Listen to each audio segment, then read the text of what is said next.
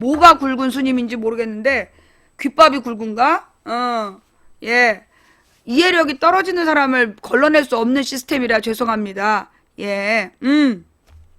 자, 좌우지간. 그래서 이 호남의 의원들이요. 자, 그러면 호남 의원들 공천 누가 줬을까? 호남 의원들 공천 누가 줬을까? 호남은 자기 동네다 건드리지 말아라. 그랬던 사람들이 있다니까. 그 사람들이 지금 소위 호남에서 더민주 인기 떨어뜨리는데 압도적으로 역할했던 사람들. 그러니까 내가 정확히 알고 있는 거죠. 호남에서는 더민주 당이 싫은 게 아니야. 더민주라는 이번 정당이 싫은 게 아니라 그 더민주 이름을 달고 나와서 새누리당스럽게 움직였던 그 국회의원들이 싫었던 거다. 그 말이 맞아요, 틀려요? 호남 분들만 대답해 봐봐. 호남 분 출신이거나 호남 사람들의 이야기를 분명히 들은 분들. 지금 호남에서는 이번 정당이 싫은 게 아니라 이번 정당이 싫은 게 아니라 이번 당으로 공천받아 나와가지고 뻘짓거리하는 국회의원들을 싫어한 거야. 호남 지역의 국회의원들. 맞지? 뭘 잘못 알고 있다고 지랄이야. 분명하죠? 그죠? 내가 그 호남 사람들을 얼마나 많이 만나고 있는데 나한테 잘못 알고 있다가 뻥 까고 앉아있어. 그런 거예요. 그래서 지금 호남 사람들이 제대로 된 후보를 보내달라. 제대로 된 그 후보를 보내달라. 단지 호남에 태어났다는 이유로 전혀 개혁적이지도 않고 새누리당스러운 자기 밥그릇 챙기고 이권만 챙기는 놈들, 그런 놈들 말고 그 정치인 다운 애들을 보내달라. 그거 아니야. 공천 똑바로 해라.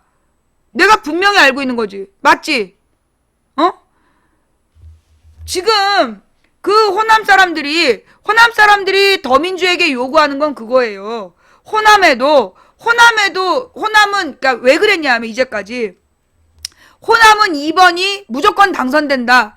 그러니까 어땠냐면 수도권에서 경쟁력 없는 애들, 수도권에서는 경력 딸리고 당선되기 어려운 애들이 막 공천 뇌물 주고 호남에서 공천을 받은 거야. 과거로부터. 소위 이제 공천 뇌물을 당에다 준 게 아니라 소위 이제 당내에 말빨 센 사람들한테 뭐 당대표 경선 나가고 이럴 때 정치자금 대면서 자기 그쪽에 공천 달라. 그래가지고 공천 받아 나간 거야. 그러다 보니까 이 경쟁력 없는 사람들이 호남에 그래서 공천을 받고 나갔고 그 사람들이 당선되자마자 새누리당이랑 어울려 다니고 그 재벌들이 골프 치라 그러면 가서 골프 치고 선물 주면 선물 받고 그랬던 거야. 그러니까 이 호남 사람들이 화가 난 거지. 그 별로 능력 없는 애들이 그 수도권이나 다른 지역에서 안 먹히는 애들이 호남에 나와가지고 쉽게 당선돼서 기득권 애헴하고 다니는 꼴하지. 그거 꼴 보기 싫다. 그게 불만이었던 거 아니야. 솔직히 내가 목포 사람들한테 박지원 의원 욕을 얼마나 많이 들었는지 몰라. 목포 사람들한테 박지원 욕 엄청 들었어.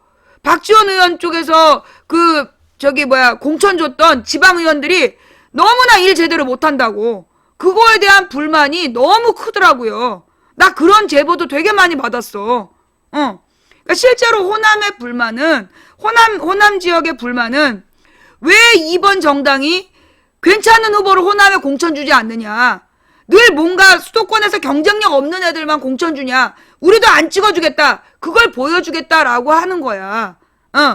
가령 지난번에 이정현이 당선된 것도 그때 기호 2번 후보가 과거에 무슨 정치자금법으로 정치자금 때문에 처벌받은 전력이 있었다며. 그런 사람이 기호 2번 달고 나오니까 이정현 뽑아버린 거야. 언제까지 호남을 우습게 할 거냐? 언제까지 호남을 이렇게 비리 전력자나 공천 주고 이런 애들 공천 줘봤자 무조건 찍어줄 거라고 믿는 거냐? 이래갖고 이정현을 찍어주면서 저항했던 거 아니야. 근데 과연 이번에도 그럴까? 예. 이번에도 정말 그런 벌 주기 위해서 이정현을 찍었던 건지 그 결과를 봐야 되겠죠? 자격 없는 후보들은 찍어주지 않겠다. 그게 이제 호남의 주장이었고, 그래서 이제 이 호남도 공천 물갈이를 해야 된다. 공천 물갈이를 해서 젊고 개혁적인 정말 이 호남 사람, 솔직히 얘기해서요. 호남 사람들이 가장 정치적으로 발전되어 있어. 그렇기 때문에 아무나 거기 내려보내면 안 되는 거야. 근데 이제까지 왜 그랬냐? 소위 동교동계 지분, 동교동계 지분, 그 다음에 호남 정치인들이 자기 사람 밀어주기. 그래갖고 별로 능력 없는 애들이 공천을 계속 받았던 거야. 그러니까 그런 것들에 대한 이 호남 분들의 불만과 이게 축적된 게 있는데 이걸 마치 문재인 때문이다. 문재인에 대한 불만이다. 이렇게 호도한 거 아니야, 언론이. 응. 그러면서 호남이 안철수다? 누가 그래 호남이 안철수라고. 호남 사람들이 등신도 아니고 뭘 보여주지도 않고 그 앞뒤도 안 맞는 말이 돼? 이런 뉴스가 있더라고요. 예. 오늘 뭐 7시에 더민주 콘서트가 부산에서 있다는데 예. 먼저 이 국민의당에서 예. 부산 시당 창당식을 한 거 아니야?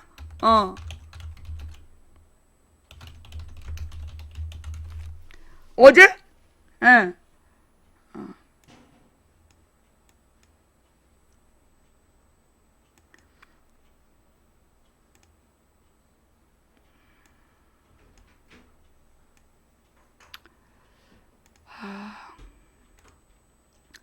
국민의당 부산시당 출발부터 욕설과 몸싸움, 부산시당 위원장 추대의 이의제기, 결국 공동위원장으로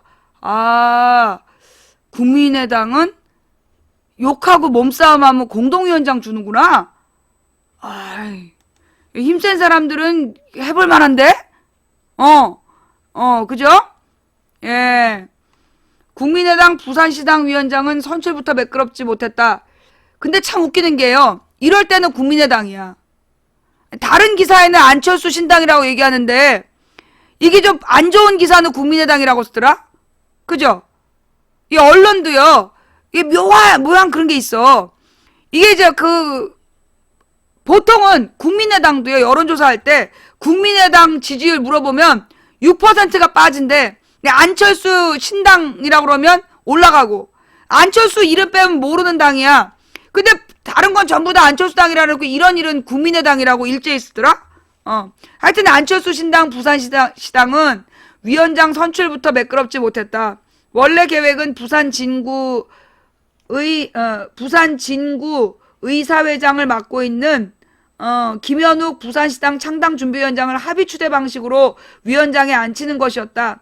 하지만 26일 오후 해운대구 백스코에서 열린 부산시당 창당대회는 위원장 추대를 놓고 당원 사이에 욕설과 몸싸움이 벌어지고 말았다. 국민의당 부산시당 다수 당원이 김현옥 창당준비위원장을 합의 추대하려는 과정에서 김병원 경성대 전 교수를 지지하는 당원들이 집단으로 반발한 것.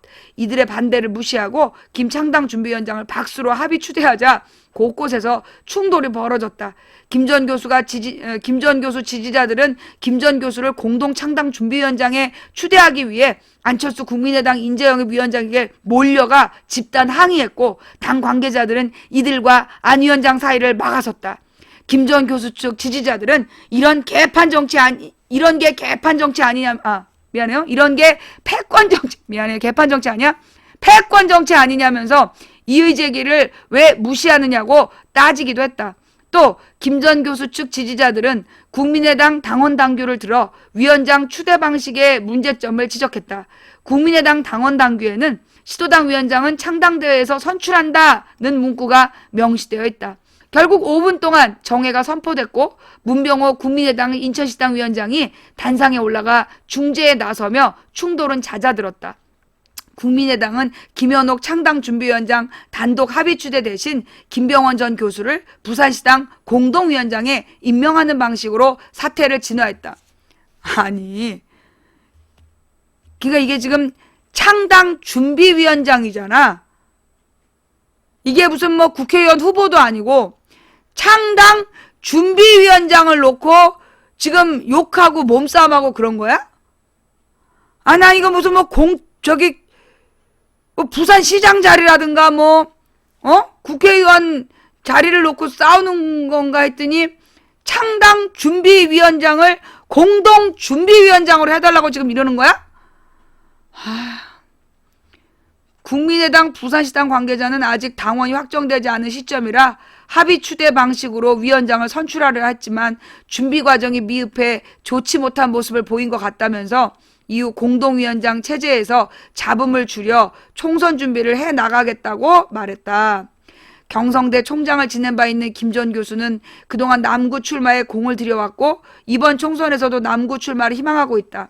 지난 2012년에 남구갑에 출마하기 위해 새누리당에 공천을 신청했지만 김정은 의원에 밀려 고배를 마셨다. 새누리당에 공천 신청했던 사람? 이후에는 당적을 바꿔 지난 2014년 지방선거에서 남구청장에 도전했지만 낙선했다. 지난해에는 새정치민주연합 부산시당 위원장 선거에 나섰다가 김영춘 현 위원장에게 밀려 당선하지 못했다. 김 전 교수가 안 위원장을 적극 지지하게 된 것은 지난 대선 과정에서 철수 산악회라는 모임을 지역 내에서 이끌게 되면서부터인 것으로 알려졌다. 이후 안 의원을 지지해온 김 전 교수는 이번 창당대회를 하루 앞두고 400여 명을 당에 집단 가입시키며 세를 과시했다. 이들은 이번 창당대회에서 김 전 교수를 지지하며 김창당위원장의 합의 추대를 막아서는 역할을 했다. 아까 진중권 교수가 뭐라고 그랬더라? 아까 진중권 교수가 잠깐만.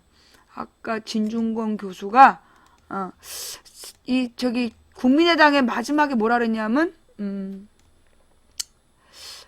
안철수 의원을 향해 안철수 의원도 네거티브 공세나 지역감정 조장에만 의존하지 말고 문재인 이상의 역량과 능력을 보여주었으면 합니다. 이제라도 신사적인 방식으로 경쟁을 하기 바랍니다. 라면서 문 대표는 전직 대표들, 원내대표, 최고위원과 의원들 동교동교 안에서 흔들어대는데도 100석 넘는 거대 정당을 안정화시켰습니다. 안철수 의원은 의원 10명 규모의 정당이라도 제대로 운영하셨으면 합니다. 뜻맞는 사람들끼리 모였으니 어렵지 않겠죠? 라고 일침을 가했다.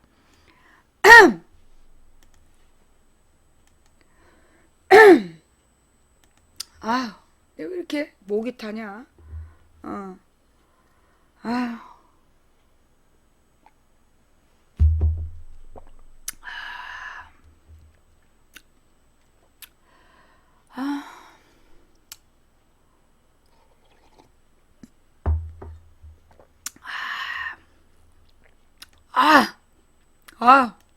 하고 싶은 말은 많은데 다 하면 안 되기 때문에 내가 참느라고 방송하기가 싫어 그냥. 난 맨날 이제 진중권 교수 글이나 읽어야 되겠다. 나는 그냥 진중권 교수 글이나 읽어야지. 날마다 우리 진중권 교수가 얘기 좀 해줬으면 좋겠어.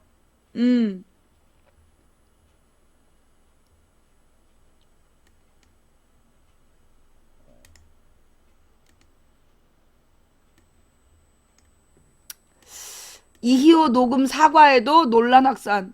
아니 이게 사과로 될 문제냐고. 예. 아니 사과로 될 문제야? 예, 독대 직후 안 인터뷰 진의는 진중권 녹음은 몰랐을 거다. 그러나 유권자에게 진실하지 못했다. 나 진중권 교수 왜 이러니? 정말. 정말 진중권 교수 너무. 나 원래 많은 사람 별로 안 좋아하는데 요즘에 참 진중권 교수가 나는 요즘에 그냥 김수현보다 잘생겨 보여. 국민의당이 파문을 일으킨 이희호 여사 독대 녹취록과 관련해서 27일 녹음자는 수행원이라고 해명했지만 논란이 잦아들지 않고 있다. 국민의당 최원식 대변인은 이날 긴급 브리핑에서 안철수 의원을 수행했던 실무진이 녹음했다며 오늘 중에 상응하는 책임을 묻겠다. 머리 숙여 사죄드린다라고 말했다. 그래서 수행원 자르는 게 책임을 묻는 거라며.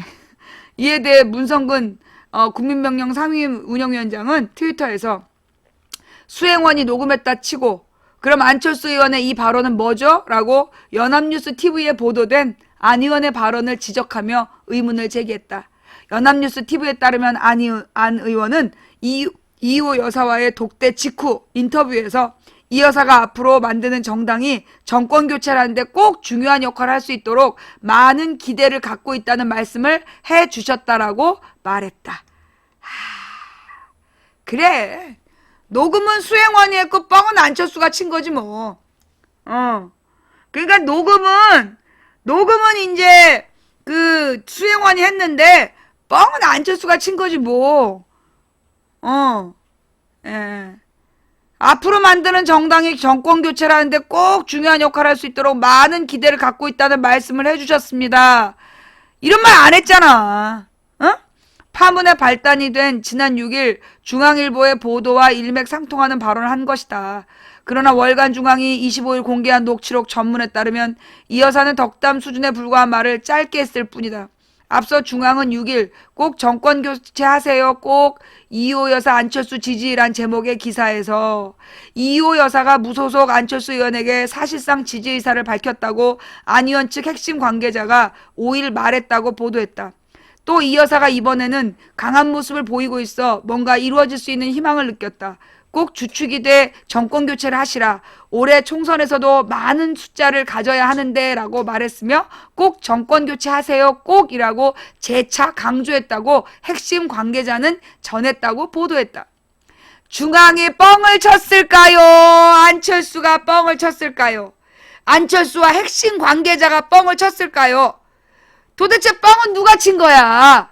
중앙 보도 직후 김대중 전 대통령의 삼남 김홍걸 연세대 개공교수는 입장문을 내고 어머님은 안철수 의원의 말씀을 듣기만 하였을 뿐 다른 말씀을 하신 적이 없음을 확인했다며 사실과 다른 보도 내용에 대해 어머니께서는 어이가 없어 하셨다고 부인했다. 김홍걸 교수는 중앙일보에 정정 보도도 요청했다. 근데 맨 처음에 이제 25일에 이 녹취록이 까질 때 김홍걸이 거짓말했다. 이호 여사가 덕담 수준만 하고 아무 말 안 했다는 김홍걸이 거짓말했다고 녹취록을 깐 거였어. 그런데 녹취록을 까면서 이호 여사 말이 아니라 비서 말인데 이호 여사 말로 싹 손을 대가지고 이제 발표한 거죠. 이후 월간중앙이 김홍걸 씨의 더불어민주당 입당 다음 날 25일 비공개 녹취록을 공개하면서 뻥튀기 왜곡 의혹과 정치 도덕성 논란으로 확산됐다. 그러니까 김홍걸의 더불어민주당 입당에 대해서 맞불을 놓기 위해서 김홍걸은 입당했을지 몰라도 이호 여사는 안철수 편이다. 처음에 기사가 그렇게 나왔어. 처음에 김홍걸이 거짓말했다. 뭐 이호 여사가 덕담만 했다는 게 거짓말이다라는 식으로 기사가 나왔단 말이야. 결국은 이 김홍걸이 거짓말한 게 아니라 이 녹취록이 거짓말한 거지. 월간중앙은 이호 여사와 이 여사 측 관계자의 발언을 잘못 표기해 혼란을 불러일으켰다. 월간중앙이 문제죠. 예. 결국 안 의원에 꼭 건강하셔서 내년에 대통령 선거에서 꼭 정권 교체하겠습니다. 그리고 저는 꼭 정권 교체가 되도록 미랄이 되겠다는 마음입니다라는 이 말에 이 여사가 꼭 그렇게 하세요라고 덕담한 것에 불과한 것으로 드러났다. 한마디로 대선을 위해 미랄이 되라. 썩어져 한 줌.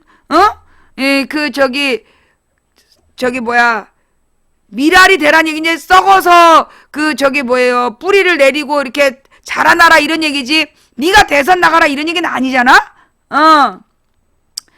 정권 교체가 되도록 미랄이 되겠다. 그러니까 꼭 미랄이 되라. 그런 얘기 아니야. 밑거름이 되라. 예. 독대 녹음과 공개에 대해 잠깐만. 이런 건 음미하면서 읽어야 돼. 독대 녹음과 공개에 대해 진중권 동양대 교수는 내가 잘 몰라서 그러는데 이런 면담을 녹음하는 게 일반적 관행인가요? 라며 그렇지 않다면 처음부터 정치적 활용을 염두에 두고 녹음을 한 것일 테고 설사 관행이다 하더라도 그것을 언론에 공개한 것은 범법 내지 부도덕에 해당한다고 본다고 비판했었다. 다시 말이 조금 어려웠나? 진중권 교수가 내가 잘 몰라서 그러는데 이런 면담을 녹음하는 게 일반적인 관행인가요? 라며 그렇지 않다면 처음부터 정치적 활용을 염두에 두고 녹음을 한 것일 테고 설사 관행이다 하더라도 그것을 언론에 공개한 것은 범법 내지 부도덕에 해당한다고 본다고 비판했었다. 수행원 소행 발표에 대해서 진 교수는 이튿날 트위터에서 안철수 씨는 몰랐겠지요. 그 정도로 수준 낮은 분은 아니라고 봐요. 라고 말했다. 아, 얄미워. 안철수 씨는 몰랐겠지요. 그 정도로 수준 낮은 분은 아니라고 봐요. 아휴. 녹음은 안 했는데 뻥을 쳤는데 어떡할 거야, 이제. 녹음은 수행원이 했는데 뻥은 안철수가 쳤는데 어쩌란 말이야. 그러면서도 진 교수는 녹음하고 녹취 깐 것은 몰랐다 해도 적어도 이 부분은 안철수 씨의 잘못으로 보인다며 유권자들 앞에서 진실하지 못했던 거죠. 이호 여사에게도 해서는 안 될 무례를 범한 것이기도 하고요. 라고 지적했다. 김민아 경향신문 논설위원은 26일자 안철수 이호 녹취록 칼럼에서 통신비밀보호법은 공개되지 아니한 타인 간의 대화를 녹음할 수 없다고 이거 비공개 면담이었잖아요. 공개되지 아니한 타인 간의 대화를 녹음할 수 없다고 규정하고 있다. 통신비밀보호법. 자신이 대화의 당사자인 경우 녹음이 합법이라는 뜻이다라며 안 의원 측에서 녹음했다 해도 불법은 아니다. 다만 정치적 도의나 윤리 측면에서 비판받을 소지가 짙다고 경고했다. 그러니까 수행원이 녹음했으니까 요거는 통신보호법 위반이고요. 안철수가 했다 그러면 뭐 수행원이 처벌을 안 받겠고요. 그죠? 예. 네, 안 의원 측에서 녹음했다 해도 불법은 아니다. 다만 정치적 도의나 윤리적 측면에서 비판받을 소지가 짙다고 경고했다. 또 김 의원은 배석했던 안 의원 측근들은 녹음한 사실이 없다며 부인했다며 이날 긴급 브리핑 전 안 의원 측의 분위기를 전했다. 그러니까 배석했던 안 의원 측근들은 녹음한 사실이 없다며 부인했다. 그러면 측근들이 녹음한 게 아니야? 그럼 설마? 측근들이 녹음한 사실이 없으면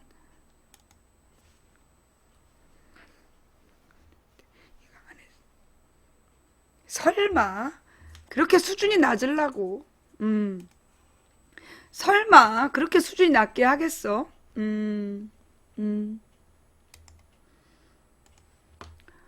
설마 진중권 동교동계 행태도 녹취 그래 내가 이 말 하고 싶었는데 진중권 교수 요즘에 내 머릿속을 들여다보나?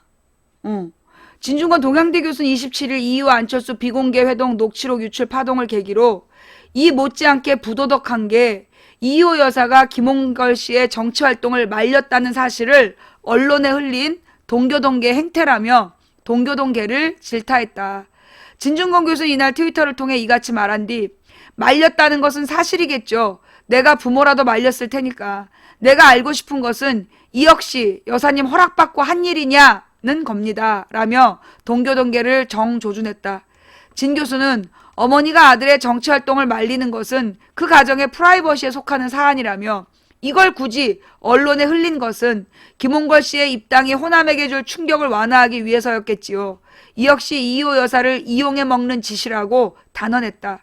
그는 이어 정치활동을 말린 것은 자식을 걱정하는 순수한 모정의 표현이었을 텐데 이걸 언론에 흘리면 졸지의 이호 여사의 의중은 김홍걸과 달리 국민의당에 있다. 뭐 이런 황당한 메시지로 둔갑하게 되거든요. 라면서 여사께서 가정사 얘기를 그들에게 한 것은 오랜 인연에서 우러나온 인간적 신뢰의 표현이었을 텐데 그것마저 정치적으로 활용해 먹는 것은 그리 도덕적으로 보이지 않습니다. 이 역시 녹음이나 녹취 못지않게 문제가 있는 행동이라고 비판했다. 그는 그러면서 상식적으로 생각해보세요. 이호 여사는 김대중 전 대통령의 부인이자 정치적 동지로서 그분의 정치적 유산을 잘 보존하고 관리할 의무감을 갖고 계실 겁니다. 그런 분이 야당의 분열에 찬성하고 그중 어느 한 세력에게 힘을 실어주겠습니까? 라고 반문한 뒤 그렇게 하는 순간 김대중 전 대통령의 정치적 유산과 유업이 반토막이 나는데 유산의 관리인으로서 그런 일을 하시겠습니까? 그런 임무를 가진 분을 자기들에게 유리하게 활용해 먹으려 드니 어휴라고 개탄했다. 그는 호남을 위한 정치를 한다고 요란하게 외치는 그분들이 정작 호남 분들을 정작 어떻게 취급하는지 적나라하게 보여주는 사건들입니다.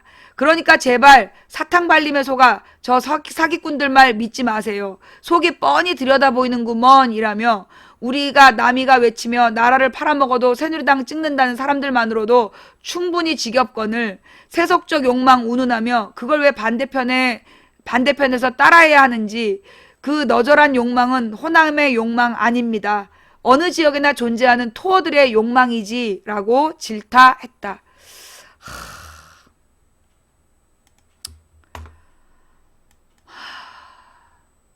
아우, 요즘에 진중권 교수 트윗을 보다 보면 심장병이 낫는 것 같아. 요즘에 진중권 교수의 트위터를 보다 보면 안기부디? 안기부디는 뭐야? 안기부다 쓸려다가 오탄한 거야? 터키야? 그리고 안기부 없어진 게 20년이야 임마. 아유 저거 아직까지도 안기부라고 쓰고 다니고. 옛날엔 내가 2008년에도 아프리카에서 방송하는데 어떤 새끼가 한밤에 전화를 해가지고 나 여기 안기부인데 그래서 안기부세요? 그래 그러는 거야. 야 안기부 없어진 지 20년 됐어. 그러니까 뚜 아이 모자란 새끼. 안기부 없어진 지 20년 됐어. 아유 아직도 안기부라고 그러면 협박이 되는 줄 아는지. 좌우지간 요즘에 진중권 교수의 트윗을 보면 심장병이 낫는 것 같아. 나 요즘에 좀 쾌활해 보이지 않아? 얼굴도 막 빛이 나고. 나 진중권 교수하고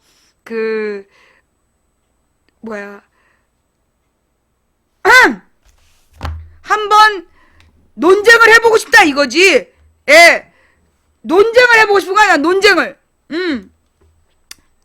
아니 자 그 다음에 오늘 제가 하고 싶었던 이야기는 요 얘기 이 얘기하고 자 가만있어 보자. 또 우리가 다뤄야 될 주권방송 영상을 무단 도용한 TV조선의 1360만원 배상 판결, 채널A, 연합TV, MBC 등 배상 판결 보도에 미인용시 저작권 침해, 대형 언론 횡포의 제동. 근데 저기 팩트TV 영상도 종편에서 무단 도용하지 않았나? 예. 교육감 주민 소환 조작, 수사 의지 없는 경찰 비난이 따라. 교육감 주민 소환한다 그러면서 막 서명운동 했는데 그게 조작이었던 거잖아. 근데 이걸 지금 경찰이 수사 안 한다는 거죠? 예. 됐고, 이건 또 뭐야. MBC 뜬금없이 왜 최민희 선거법 위반 논란 단신 끼워 넣었을까? 야당 MBC 안광한 사장 불러 묻지마 해고 규명해야. MBC 녹취록 파문 고용주 박문진 이사장 긴급 이사회 거부. 이거 최민희 의원님을 모셔다가 도대체 일이 어떻게 된 건지 한번 묻고 싶은데 내가 최민희 의원님 연락처를 몰라요? 예. 혹시 최민희 의원님 연락처 아시는 분 저한테 저기 문자나 텔레그램으로 좀 보내주시면 도대체 무슨 일이 있었는지, 예, 왜 이런 일이 발생한 건지 한번 여쭤보고 싶네요. 예. 자, 봐야 될 여러 가지 기사가 있는데, 여기까지 잠깐 보고, 오늘 그러면 하고 싶은 이야기로 또 넘어갈게요.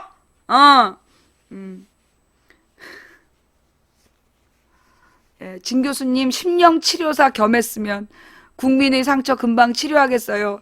심령치료사라는 말은 없어요. 심리치료는 돼도 심령치료라는 말은 없는데 왠지 심령치료 이러면 귀신을 치료한다 뭐 이런 그러면 청와대로 가야 되나? 예. 그렇죠. 장하준. 그래요. 이 기사. 예. 그 비정상적인 혼하고만 노시는 분 있잖아. 뭐 어쩌면 혼이 비정상이 된다라면서 주변에 그냥 비정상적인 혼들이 가득 고여있는 것 같아. 장하준. 세계 경제가 비틀거리는 건 중국 탓이 아니다. 이거 말이에요. 내가 그거 수상하다고 얘기할 때는 참 싸보였는데 이게 이 장하준 교수가 얘기하니까 괜히 있어 보이잖아. 자, 미국의 주식시장이 사상 최악의 스타트를 끊었다. 유럽과 일본 시장 각각 10%에서 15% 하락세를 기록했고 중국 시장 역시 곤두박질 치고 있다. 또한 둔화되고 있는 또는 될 것으로 예상되는 세계 경제를 대변하기라도 하듯 국제유가는 12년 만에 최저가를 기록하고 있다. 경제학계의 다수 의견은 올해가 2008년에 시작된 충격을 완전히 극복하는 해가 될 것이라고 봤다. 미국은 보수적인 재정 운영과 친기업 정책을 통해 성장 동력과 일자리를 확보할 것으로 예상됐다. 완강한 성장 추세에 고무된 미국의 주식시장은 지난 여름 중국 시장의 엉망진창에도 불구하고 새로운 정점을 찍었다. 작년 10월 미국의 실업률은 2008년 위기 이후 최대치였던 10%에서 위기 이전과 비슷한 5%대로 하락했다. 이런 자신감을 바탕으로 미국 연준은 지난달 9년 만에 처음으로 금리를 인상했다. 영국과 아일랜드의 상황도 미국과 크게 다르지 않다. 2008년 금융위기 때 미국보다 더 큰 타격을 입은 이 나라들은 인기는 없지만 옳은 정책들을 과감히 그리고 꾸준히 시행했고 결국 위기를 극복했다. 낭비적인 복지에 초점을 맞춰 복지 예산을 축소하자 정부 지원금만으로 먹기 살기 어려워진 사람들은 다시 일자리를 구하기 시작했다. 이 나라들은 은행가들을 비난하는 목소리에 굴복하지 않았고 금융권에 과도한 규제를 하지도 않았다. 대륙의 유럽 국가들 역시 마침내 회복하기 시작했다. 엄격한 재정 운영과 노동시장 개혁, 기업 규제 완화 등이 주요한 동력이었다는 의견이 있다. 세계는 최소한 선진국들은 완전히 회복될 준비가 되었다. 그런데 무엇이 잘못된 건가? 영국과 아일랜드를 해석하는 게 약간 좀 다르네? 그동안 경제 회복을 낙관했던 이들은 새롭게 나타난 이 난관을 중국의 탓으로 돌리고 있다. 이런 주장의 선두에 선 영국의 정치인 조지 오스본은 이번 달의 위안화 절하와 유가 하락, 이 두 현상 모두 중국의 경기 둔화의 영향을 받았다. 이것을 새로운 위협의 칵테일이라고 비유했다. 만약 선진국의 경제 회복이 예상대로 되지 않는다면 이는 중국이 자국 경제를 제대로 관리하지 못했기 때문이라고 비판한 것이다. 물론 중국은 세계 경제의 중요한 요소다. 1978년 경제개혁 직전에 중국은 세계 경제의 약 2.5%밖에 차지하지 못했지만 이제는 약 13%에 달한다. 하지만 중국의 중요도를 과장해서도 안 된다. 2014년 기준으로 미국 22.5%와 유로존 17%, 일본 7%를 합치면 전 세계 경제의 절반 가까이 된다. 이 부자 나라들에 비하면 중국은 사실 아무것도 아니다. 그러니까 중국이 13%, 미국이 22.5%, 일본이 유로존이 17%, 일본이 7%. 이게 뭐냐면 세계 경제에서 차지하는 프로테이지가 이렇다는 얘기죠. 전 세계 경제의 절반 가까이를 미국, 유로와 일본이 차지하고 있다. 이 부자 나라들에 비하면 중국은 사실 아무것도 아니다. 원자재 같은 1차 상품을 중국에 수출하는 것으로 먹고 사는 개발도상국이 아니라면 자국의 경기 침체 때문에 중국을 비난해서는 안 된다. 진실은 이렇다. 2008년 이후 북미와 서유럽에서 실질적인 경제 회복은 없었다. IMF에 따르면 북미와 서유럽의 20개 나라 중 11개 나라에서 2015년의 실질 국민소득은 경제위기 직전에 비해 여전히 낮았다. 국민소득 문제 얘기하고 있는 거죠. 실질 국민소득이 증가한 9개 나라 중 5나라, 오스트리아, 아이슬란드, 아일랜드, 스위스, 영국에서는 증가폭이 단지 0.05%, 오스트리아에서 0.3%에 그쳤다. 독일, 캐나다, 미국, 스웨덴 4개국에서만 명백한 1인당 국민소득의 증가가 확인됐다. 그나마 가장 높은 실적을 올린 독일조차 2008년에서 2015년 사이에 1인당 국민소득의 증가율은 연평균 0.8%에 그쳤다. 미국은 그 절반인 연평균 0.4%였다. 1990년부터 2010년까지 잃어버린 20년을 겪었던 일본은 연평균 1%의 성장률을 기록했다. 더 나쁜 소식은 그동안 경제회복의 상당 부분에는 양적 완화로 투입된 막대한 자금이 만들어낸 자산시장의 거품이 껴 있다는 것이다. 이 거품은 미국과 영국에서 뚜렷하다. 이는 2013년과 14년에 이미 유례가 없을 정도로 높은 수준이었음에도 불구하고 2015년에 또 정점을 찍었다. 미국 주식시장은 작년 5월 사상 최고치를 기록했으며 여름 동안 잠시 주춤했지만 12월에 다시 최고 수준을 회복했다. 15년 4월 최고점을 찍은 이후 25% 가까이 하락한 영국의 주식시장은 미국만큼 부풀어 있지는 않지만 부동산 시장엔 위기 이전의 최고치였던 2007년보다 무려 7%나 높은 가격이 형성되어 있다. 상황이 더 심각해지기 전에 따라서 지금 보이는 경기 불안의 주된 이유는 선진국들, 특히 금융주도의 해법을 추구했던 미국과 영국에 있다. 자, 이게 무슨 얘기냐? 제가 방송 때마다 이야기한 세계 글로벌 자본 이야기 했죠. 예? 제가 방송 때마다 글로벌 자본이 문제다. 그 글로벌 자본이 그 주식 먹튀를 하고 있다. 그 얘기를 했잖아요. 그죠? 예. 그 부분에 대해서 지금 얘기를 하고 있는 거야. 금융 주도의 해법을 추구한 미국과 영국이 지금의 경기 불안의 주된 이유다. 이들 나라는 근본적인 구조개혁을 미뤘고 적을 출처 좀 어이가 없네. 대신이다. 뭐 네가 누군지 모르겠는데 지금 이 글이 장하준 교수의 주장이래. 그거 알아? 넌 잘 모르겠지만 그 케임브리지 대학의 교수, 케임브리지 대학 교수 장하준 교수의 주장이래. 그 굉장히 비웃었는데 너는 어디 교수인데? 어느 대학 교수라서 이렇게 이 글 어이가 없다고 막 비웃었어? 뭐 너도 뭐 어느 대학 교수면 그 뭐 교수 인증 한번 해보든가. 아니면 뭐 어느 대학에서 경제학 박사 땄으면 뭐 경제학 박사 학위라도 인증해 봐봐.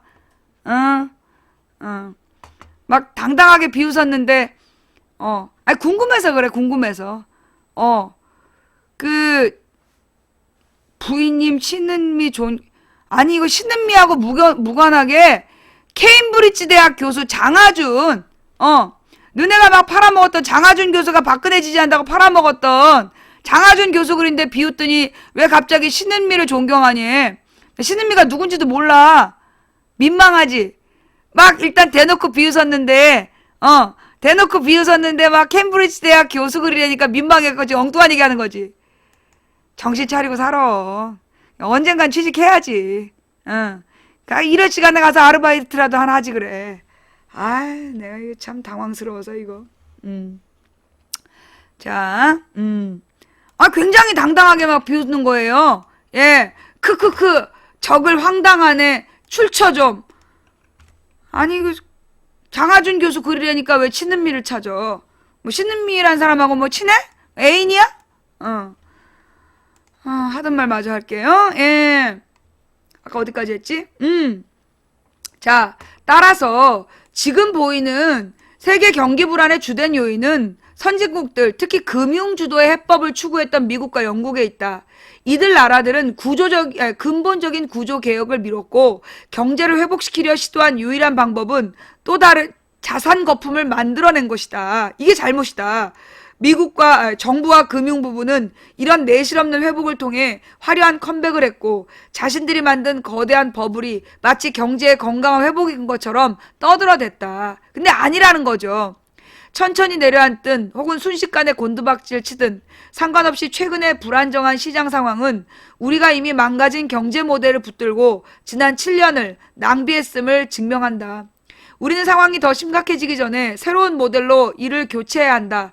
덜 복잡하고 지속 가능한 새로운 금융 시스템, 재정적, 기술적 자극으로 유도된 실물 경제에 대한 투자, 그리고 불평등을 줄임으로써 빚을 늘리지 않고도 수요를 유지할 수 있는 방법들로 구성된 이것들은 모두 쉽게 할 수 있는 일이 아니다. 하지만 이것 말고는 영구적인 저성장과 불안정 그리고 절대다수의 우울한 삶을 극복할 방법이 없다는 것을 우리는 모두 알고 있지 않은가. 되게 글을 어렵게 썼는데요.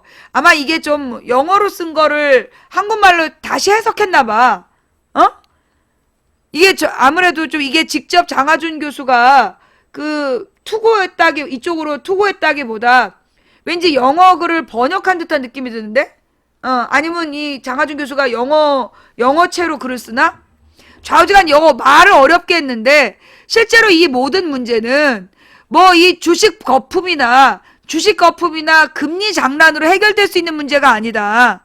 덜 복잡하고 지속 가능하고 새로운 재정적 투자는 실물 경제에 대한 투자가 뭐겠어. 한마디로 공장 많이 짓고 노동자들에게 일자리 많이 만들어라 이거야. 달리 방법이 없다니까. 지금 세계 경제의 위기는 어디서 오는 거예요? 돈 놓고 돈 먹는 글로벌 자본들 더 이상 공장을 짓지 않고 노동자들에게 제대로 된 임금을 주지 않고 값싼 노동력으로 물건을 생산해서 비싼 값에 팔아먹으려는 그런 못돼 처먹은 계산 방식, 글로벌 기업들, 그 기업 방식이 그런 기업에 막 주식 투자해갖고 경제 성장했다고 뻥치는 방식이 세계 경제를 좀먹고 있는 거야. 결론은 뭐냐? 그 나라에서 생산된 물건을 그 나라 사람들이 소비할 수 있도록 그 나라의 일자리를 많이 만들어주는 거, 그 나라의 구매력, 소비력을 만들어주기 위해서 일자리, 노동 임금을 제대로 주는 거, 그것 말고 해결책이 없어요. 말장난하지 말라고. 간단한 거야. 그러면서 막 수출만이 살 길이다. 수출하기 위해서 노동자들은 참아야 된다. 아니, 수출도 그 나라의 소비력이 있어야 될 거 아니야. 수출이 왜 둔화됐겠어요? 어느 나라나 물건을 살 수 있는 사람의 재산은 한정되어 있다고. 그 나라도 사람들이 먹고 살만 해야, 그래야 우리 물건을 사줄 거 아니야. 근데 왜 우리나라는 다른 나라에 수출이 안 돼서 경제가 어렵다 이런 얘기하면서 실제로 우리나라 안에 노동자 일자리를 안 만드냐고. 아니, 아무리 좋은 물건을 만들고 아무리 신차를 내놓으면 뭐해. 우리나라 사람들이 차를 살 돈이 없는데, 새 전화기를 살 돈이 없는데. 예. 자, 하여튼 그 이야기 하나 하고요. 요거 말고 또 내가 하고 싶었던 이야기는 뭐냐. 지금 새누리당에서 또 시작된 현수막 공세. 예, 요거 같이 한번 다시 볼게요.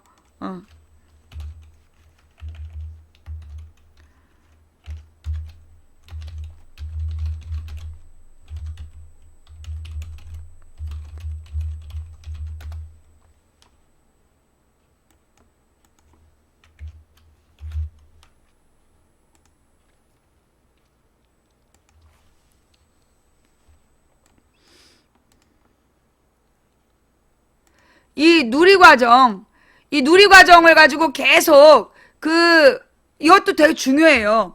이 누리과정을 지금 계속 종편에서 야당 출신 교육감들이 누리과정 돈을 안 주는 거다. 그렇게 종편에서 막 떠들어대. 그 다음에 이 유치원들이, 새누리당 당원 출신이 주도하는 유치원들이랑 어린이집들에서 막 그 교육감들을 비난하는 공지문을 보내고 그랬잖아요. 정말 이런 거 보고 대대적인 파상 공세라 그래. 그러면서 막 현수막까지 이렇게 써붙였어. 교육감님, 정부에서 보내준 예산 41조 누리과정에 왜 안 쓰시나요? 라고 이제 프랭카드를 걸면서 굉장히 대대적인 공세를 펼치고 있어. 그러나 우리 국민 60%는 누리과정 예산은 정부가 내야 된다. 이게 중요한 거야.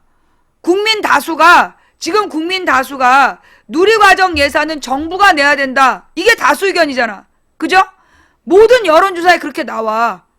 이건 뭐냐? 나는 여기서 참 새로운 희망을 보는 거야. 이토록 종편에서 하루 종일, 종편만이 아니야. 그 24시간 보도 채널 8개가 하루 종일 떠들어대. 교육감이 교육예산 집행 안 해서 문제라고. 교육감을 비난하는, 그리고 각 집집마다 가정통신문까지 왔어.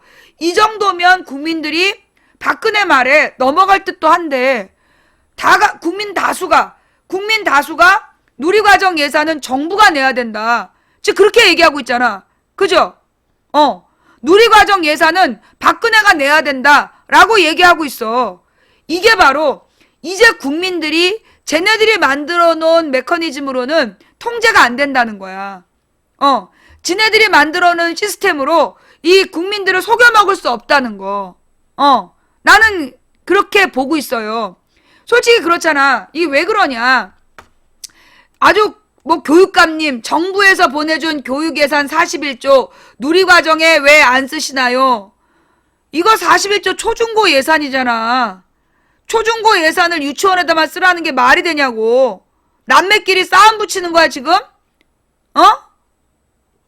즉 국민 8, 90%가 거짓이라고 알고 있다고? 예. 이게 지금 누리과정을 만들겠다라는 건 박근혜 공약이었잖아요.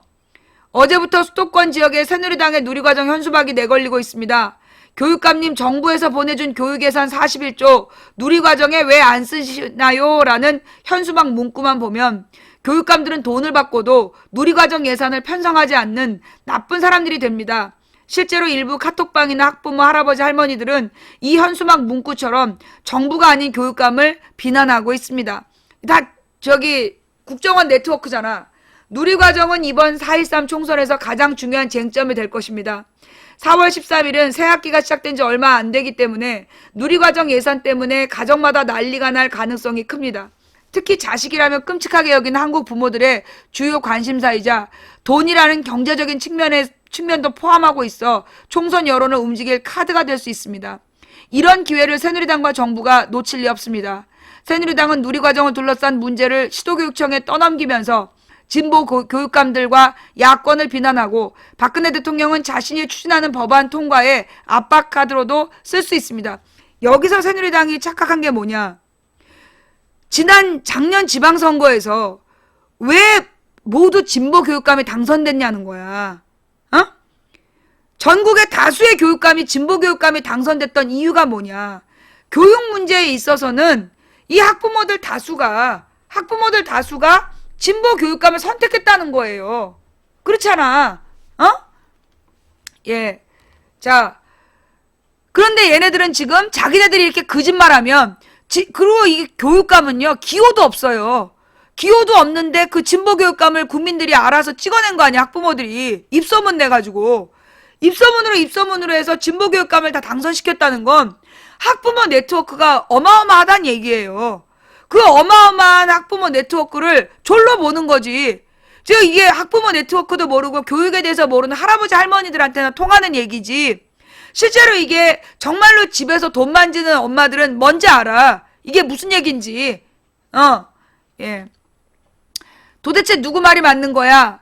교육감님, 정부에서 보내준 교육예산 41조 누리과정에 왜 안 쓰시나요? 라는 현수막 문구나 누리과정 소요액 4조 원 이미 교부했다는 최경환 경제부총리 겸 기획재정부 장관 말을 보면 교육청과 시도의회가 잘못하고 있는 듯 합니다. 그러나 시도교육청은 아니라고 합니다. 도대체 누구 말이 맞는 걸까요? 정부가 4조 원을 진짜로 줬나요? 정부가 지방교육재정 교부금 41조 원 중 4조 원을 누리과정 몫으로 배정한 것은 맞습니다. 그러나 지급한 건 아니다. 지급한 게 아니라 배정. 야, 41조 원 중에 4조 원은 누리과정으로 써. 그러나 교부금은 한꺼번에 주는 게 아니라 1년 동안에 나눠서 지급해 줍니다. 즉 41조 원을 쪼개서 준다고. 당장 쓸 돈이 없는 상황에서 막무가내로 누리과정에만 돈을 쓰라는 주장을 하고 있는 거다. 정부가 누리과정 예산으로 배정했으면 누리과정에만 쓰면 되지 않나요? 교육청 입장에서는 가뜩이나 부족한 예산에서 누리과정에만 돈을 지급하면 학교 시설이나 초중등학교를 위한 예산을 집행할 수가 없습니다. 책과 크레파스를 사려면 15,000원이 드는데 정부는 10,000원만 주고 8,000원짜리 크레파스부터 먼저 사라고 하는 형태입니다. 이거 설명이 돼요? 지금 박근혜 정부에서 하고 있는 일이 뭐냐 하면 1,000원 주고 야 저기 순대 1인분, 떡볶이 1인분, 어묵 1인분 사고 저 담배 한 갑도 사와 이러는 거야 지금. 1,000원 주고 그 떡볶이 1인분, 순대 1인분, 어묵 1인분에다가 그 담배 한 갑 사오고 잔돈 남겨와 이런 꼴이야 지금. 그래놓고 이걸 지금 300원 남겨와. 딱 깡패들이 하는 짓이죠. 예, 골목에서 삥 뜯는 깡패들이 하는 짓인데 양아치들이 하는 짓을 지금 정부가 하고 있는 거죠. 작년보다 1조 8천억 원의 교부금이 증가했잖아요. 라는 질문. 답변. 지난해보다 교부금이 1조 8천억이 늘어난 것은 사실입니다. 그러나 2016년 교부금 41조는 2013년 교부금과 비슷한데 지금은 물가와 인건비가 모두 상승했습니다. 특히 당시 누리과정 예산은 교육청이 30%, 지자체가 70%로 나눠서 부담했었습니다. 그러니까 2013년하고 교부금은 비슷하게 주고 늘어난 만큼을 누리과정으로 보내야 된다고 요구하는데 전반적인 초중고 물가도 다 올랐기 때문에 1조 8천억이 세 발의 피자 이거 아니야. 그리고 그 당시 누리과정 예산은 교육청은 30%만 내고 지자체가 70%를 나누어서 분담했는데 지금 지방자치정부가 전부 다 지금 도산위기잖아. 그런데 지금 교육청에다 그러니까 100%를 다 내라는 거 아니야 지금. 지금 자신이 만든 법만이 옳다고 주장하는 대통령. 무상보육. 요게 뭐냐면 누리보육 및 누리과정 관련 법안들이다. 영유아 보육법 34조. 국가와 지방자치단체는 영유아에 대한 보육을 무상으로 한다. 영유아 보육법 시행령 23조. 영유아 무상보육 실시에 드는 비용은 예산의 범위에서 부담하되 지방교육재정교부금법에 따른 보통 교부금으로 분담한다. 지방교육재정교부금 어려운 말들이니까 이런 이제 법들이 있다. 박근혜 대통령과 정부는 법령 위반으로 교육청을 검찰 고발하거나 대법원에 고소하겠다고 하고 있다. 박근혜 정부가 지금 교육감과 교육청을 고소하겠다는 거야. 이들의 주장이 옳다면 교육청은 법을 위반하고 있는 것입니다. 과연 그럴까요? 정부가 근거로 삼는 법은 영유아 보육법 34조입니다. 유아교육법 34조에는 국가와 지방단체는 영유아에 대한 보육을 무상으로 하되 그 내용 및 범위는 대통령령으로 정한다고 되어 있습니다. 영유아 보육법 시행령 23조를 보면 영유아 무상보육 실시에 드는 비용을 예산 범위에서 부담하되 지방교육재정교부금법에 따라 보통 교부금에서 부담해야 한다고 명시되어 있습니다. 무슨 말이지? 영아 보육법만 보면 정부의 주장이 맞습니다. 그러나 상위법인 지방교육재정교부금법을 보면 영유아 무상보육에 써야 한다는 규정은 없습니다. 정부는 영유아 보육법에 명시되어 있으니 지방재정 교부금을 무상보육에 사용해야 한다고 하지만 정작 지방교육재정교부금법에는 없으니 교육청에서 무상보육 예산을 편성하지 않는 일이 불법은 아닙니다. 그러니까 정부는 자기에게 유리한 법만 들이대고 있지만 정부가 주장하는 법의 상위법에는 지금 교육청이 불법이 아니라는 거야. 예. 특히 지방교육재정교부금은 시도교육비 특별회계 예산으로 편성되기 때문에 심의 집행 권한은 중앙정부가 아닌 시도교육청과 시도의회에 있습니다. 결국 영유아 보육법이라는 하위 법률을 가지고 상위법인 지방교육재정교부금을 시도교육청에서 내놓으라고 주장하는 정부의 논리는 100% 옳다고 보기 어렵습니다. 남매 싸움을 부추기는 박근혜 대통령. 박근혜 대통령은 받을 돈 다 받고 정작 써야 할 돈은 쓰지 않았다며 교육청을 비난하고 있습니다. 그렇다면 교육청은 돈을 어디에 썼을까요? 초중등학생들을 위해 쓴 것입니다. 저는 유치원생 에스더와 초등학생 요셉이를 키우고 있습니다. 지금 정부와 교육청의 누리과정 예산 싸움을 보면 이러지도 저러지도 못하게 합니다. 누리과정만을 위해 에스더에게만 돈을 쓰면 초등학교에 다니는 요셉이의 교육 환경은 나빠질 수밖에 없습니다. 교육부는 누리과정 예산 때문에 공립유치원과 학교 신설 등의 비용은 마이너스로 교육환경 개선비는 아예 0으로 편성했습니다. 정부의 주장처럼 교육청에 빚을 내서라도 아이들 교육에 돈을 쓰라고 하기도 힘듭니다. 시도 교육청의 연도별 지방채무 비율이 점점 높아지고 있기 때문입니다. 왜냐하면 이거 나중에 시민이 갚아야 될 돈이야. 2012년 9조 2,590억 원으로 90억 원으로 채무 비율 17.7%였던 시도 교육청의 지방 채무 비율이 2015년에는 17조 1,013억 원으로 28.8% 가까이 높아졌습니다.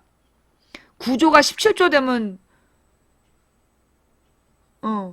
아니 9조가 17조가 됐으면 2배 늘어난 거 아니야?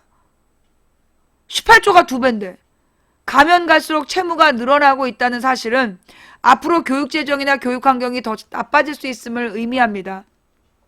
누리과정 문제는 법률 논리와 교부금 제도, 교육, 보육, 각 부처 간의 이해, 대선 공약 등 복잡한 문제가 얽혀 있습니다. 사람들은 복잡한 것을 싫어합니다. 아주 쉽게 풀어서 글을 써도 이해하기 어려운 단어나 조항들은 그냥 넘어갑니다. 새누리당은 이 복잡한 문제들을 현수막 하나로 간단 명료하게 해결하고 있습니다. 저도 새누리당이 내건 현수막처럼 박근혜 대통령과 새누리당에 묻고 싶습니다. 여성 대통령님, 유치원생 딸과 초등학생 아들 누구를 선택해야 하나요?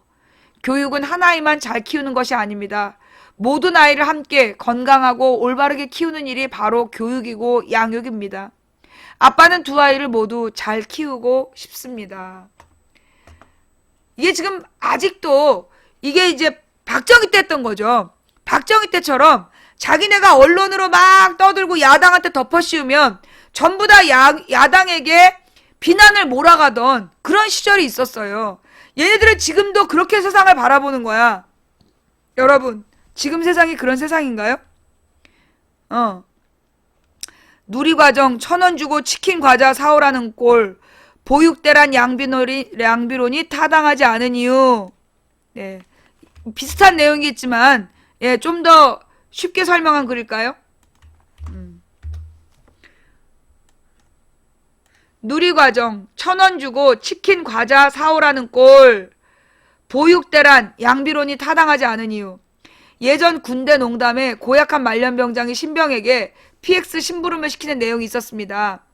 신병에게 1,000원을 주면서 과자도 사고 라면도 사고 치킨도 사오고 500원 거슬러 오라는 내용이었죠. 심부름을 시킬 때는 돈을 주고 시켜야 한다는 심오한 교훈을 주는 이야기인데, 이와 상통하는 의미로 업무와 계산은 같이 움직인다는 모든 조직에서 통용되는 말이 있습니다. 예산을 배정하면서 업무를 주지 않는 경우는 없고, 반대로 업무는 주었는데 예산을 배정하지 않으면 조직이 돌아가지 않습니다.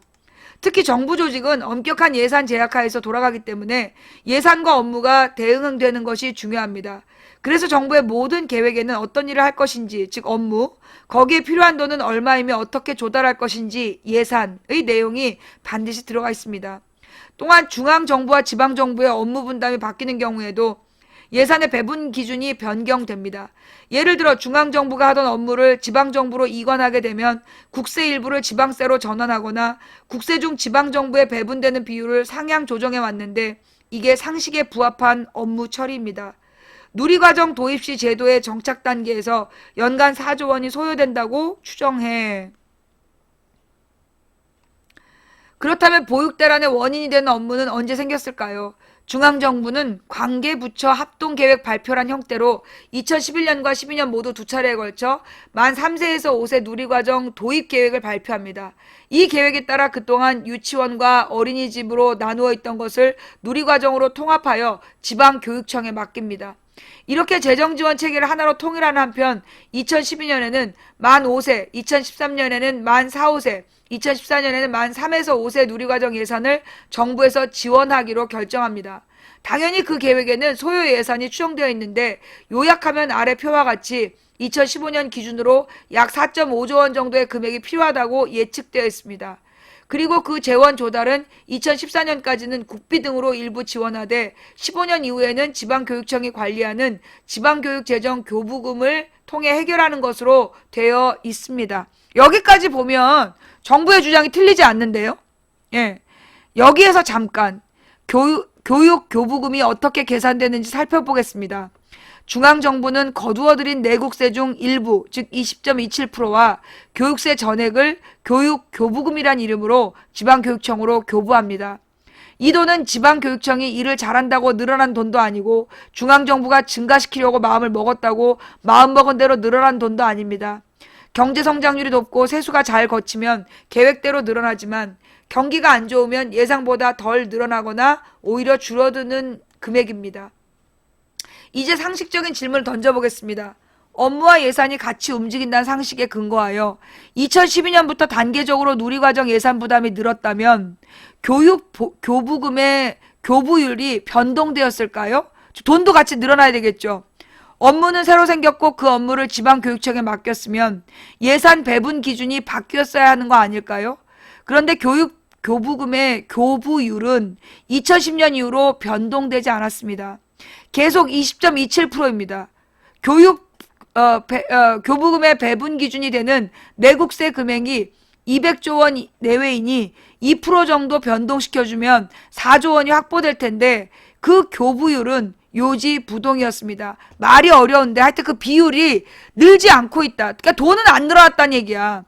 이 비율을 바꾸지 않는 이유는 2011년과 12년 계획을 세울 때 중앙정부는 세수 증가를 매우 높을 것으로 예상했기 때문입니다.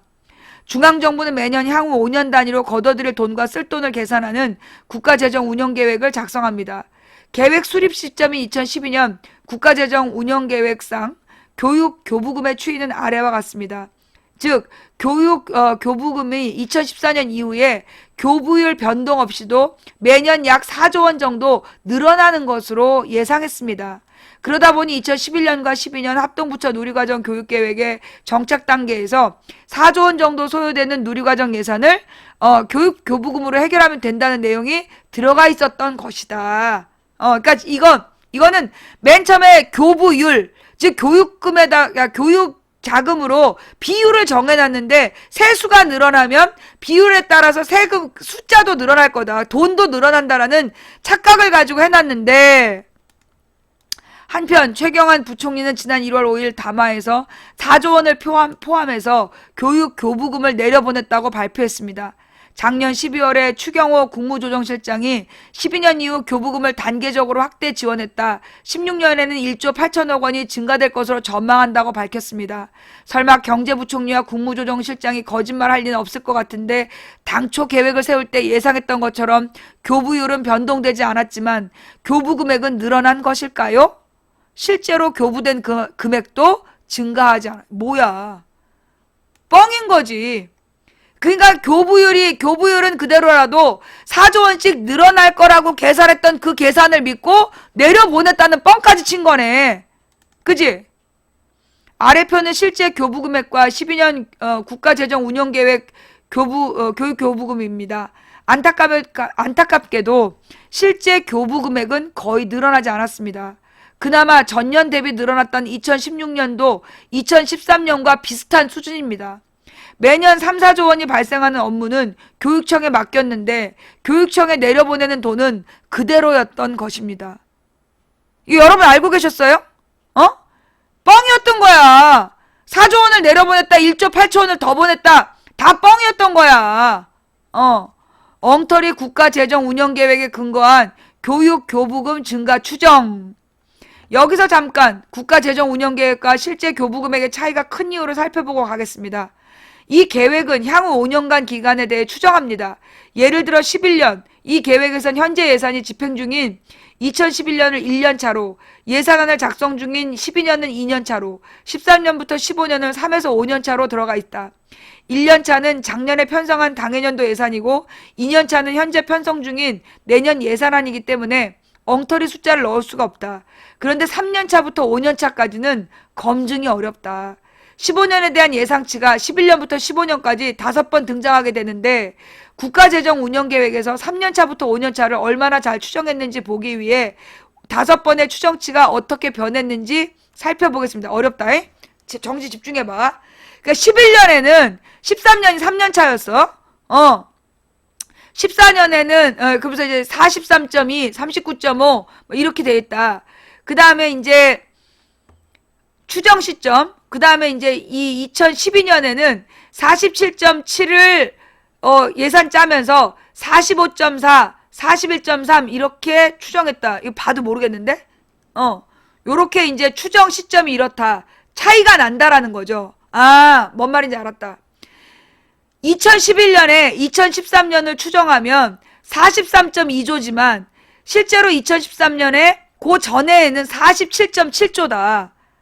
그런 얘기네. 그죠? 뭔 말인지 알겠어요? 실제로 3년 뒤에 추정했던 숫자와 그 1년 전에 추정한 숫자가 많이 다르다는 거야. 그러니까 그 2011년에 추정한 기준으로 교육 그 예산을 배분하겠다는 계획을 세워놨는데 그 계획 자체가 말이 안 된다. 즉 11년에는 14년에 39조 5천 원이면 될 거라고 예상했지만 실제로 14년에 필요한 돈은 45.4조였다.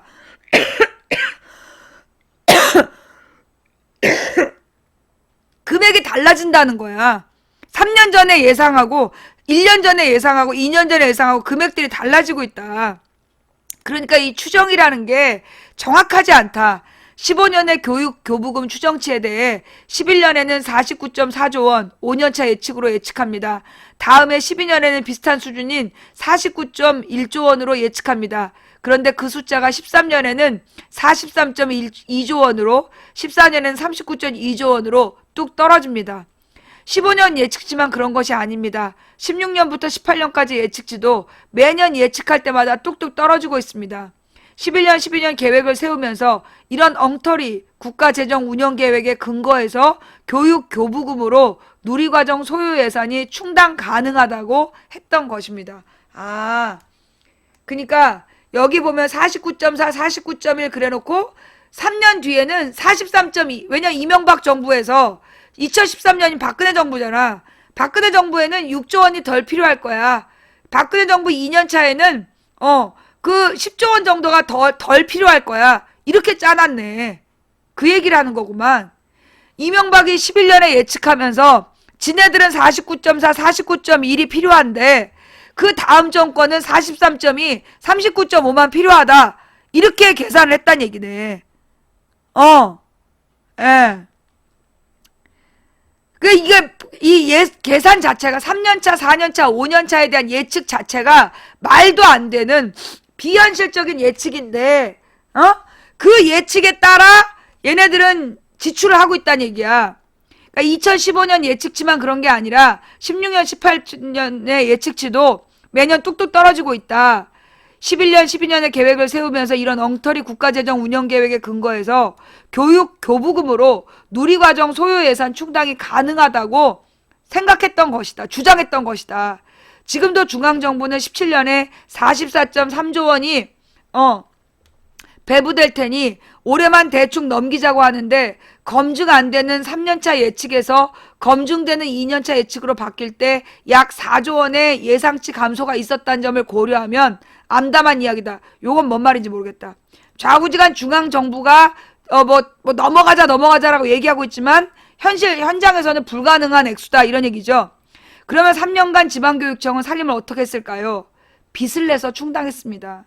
2012년 말 2조 원 수준이었던 지방교육청의 빚이 2015년 말에는 10조 원으로 5배가 증가했습니다.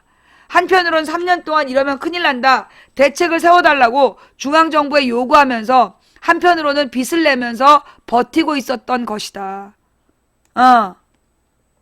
그런데 채무 비율이 한계에 도달했다. 법에서 정한 채무 발행 한도를 바꾸어가면서 버티고 있는데 이렇게 채무가 증가하다가는 그 이자도 감당을 하지 못해 교육청이 원래 해야 되는 교육사업에 쓸 돈도 부족한 상황이 오게 될 예정이다.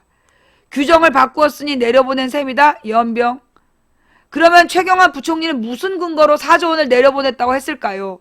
실제로 주지 않으면서 주었다고 주장할 수 있는 마법이 있을까요? 더구나 중앙정부가 지방정부에 주는 돈을 보조금과 교부금으로 구분됐는데 보조금은 항목을 지정해주는 돈이지만 교부금은 항목을 지정하지 않고 총액을 주는 돈인데도 말입니다. 없을 것 같은데 중앙정부에서 만들어냈습니다.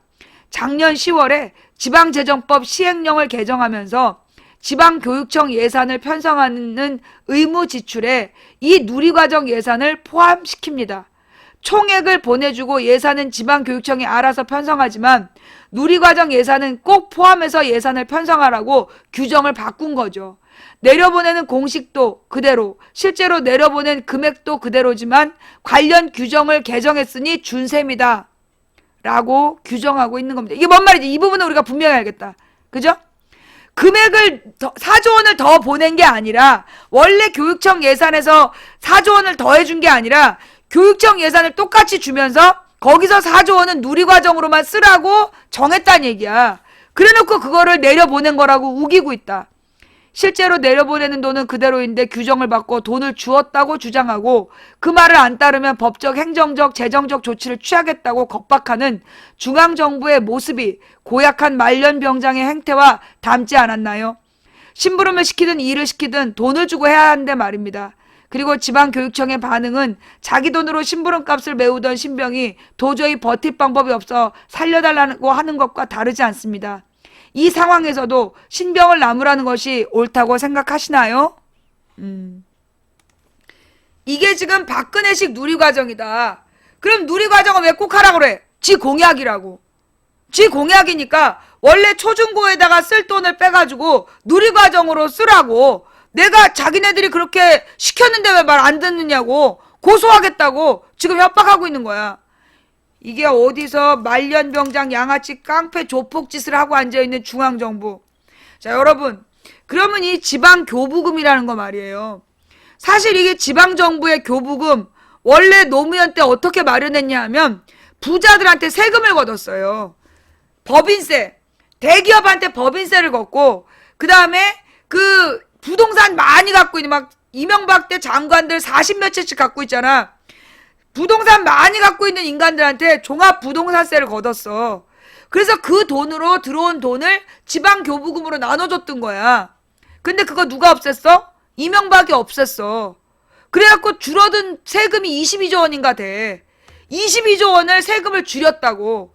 그래놓고 지금 그 지 공약은 개떡같이 만들어놓고 그 공약을 위해서 지방에 내려보내던 돈도 줄었는데 돈을 줄여놓고서는 지 공약에다가만 먼저 쓰라고 지금 강요하면서 교육감들이 나쁜 놈이라고 또 사기를 치고 있는 거야. 기가 막힌 일이죠. 예. 네. 그러면서 이 가장 그 돈을 적게 버는 서민들한테 가장 그 소득세 비율은 높게 걷고 있잖아. 그게 박근혜식 정치다. 예, 이 누리과정 문제 어렵지만 한번 살펴봤고요. 다음 이야기. 또 하나 이야기는 뭐냐면 지금 김무성이 박근혜한테 한 방 날린 얘기 들었어? 무대포 김무성 당시 권력자 박근혜였다. 직격탄. 요 기사 한번 볼까요?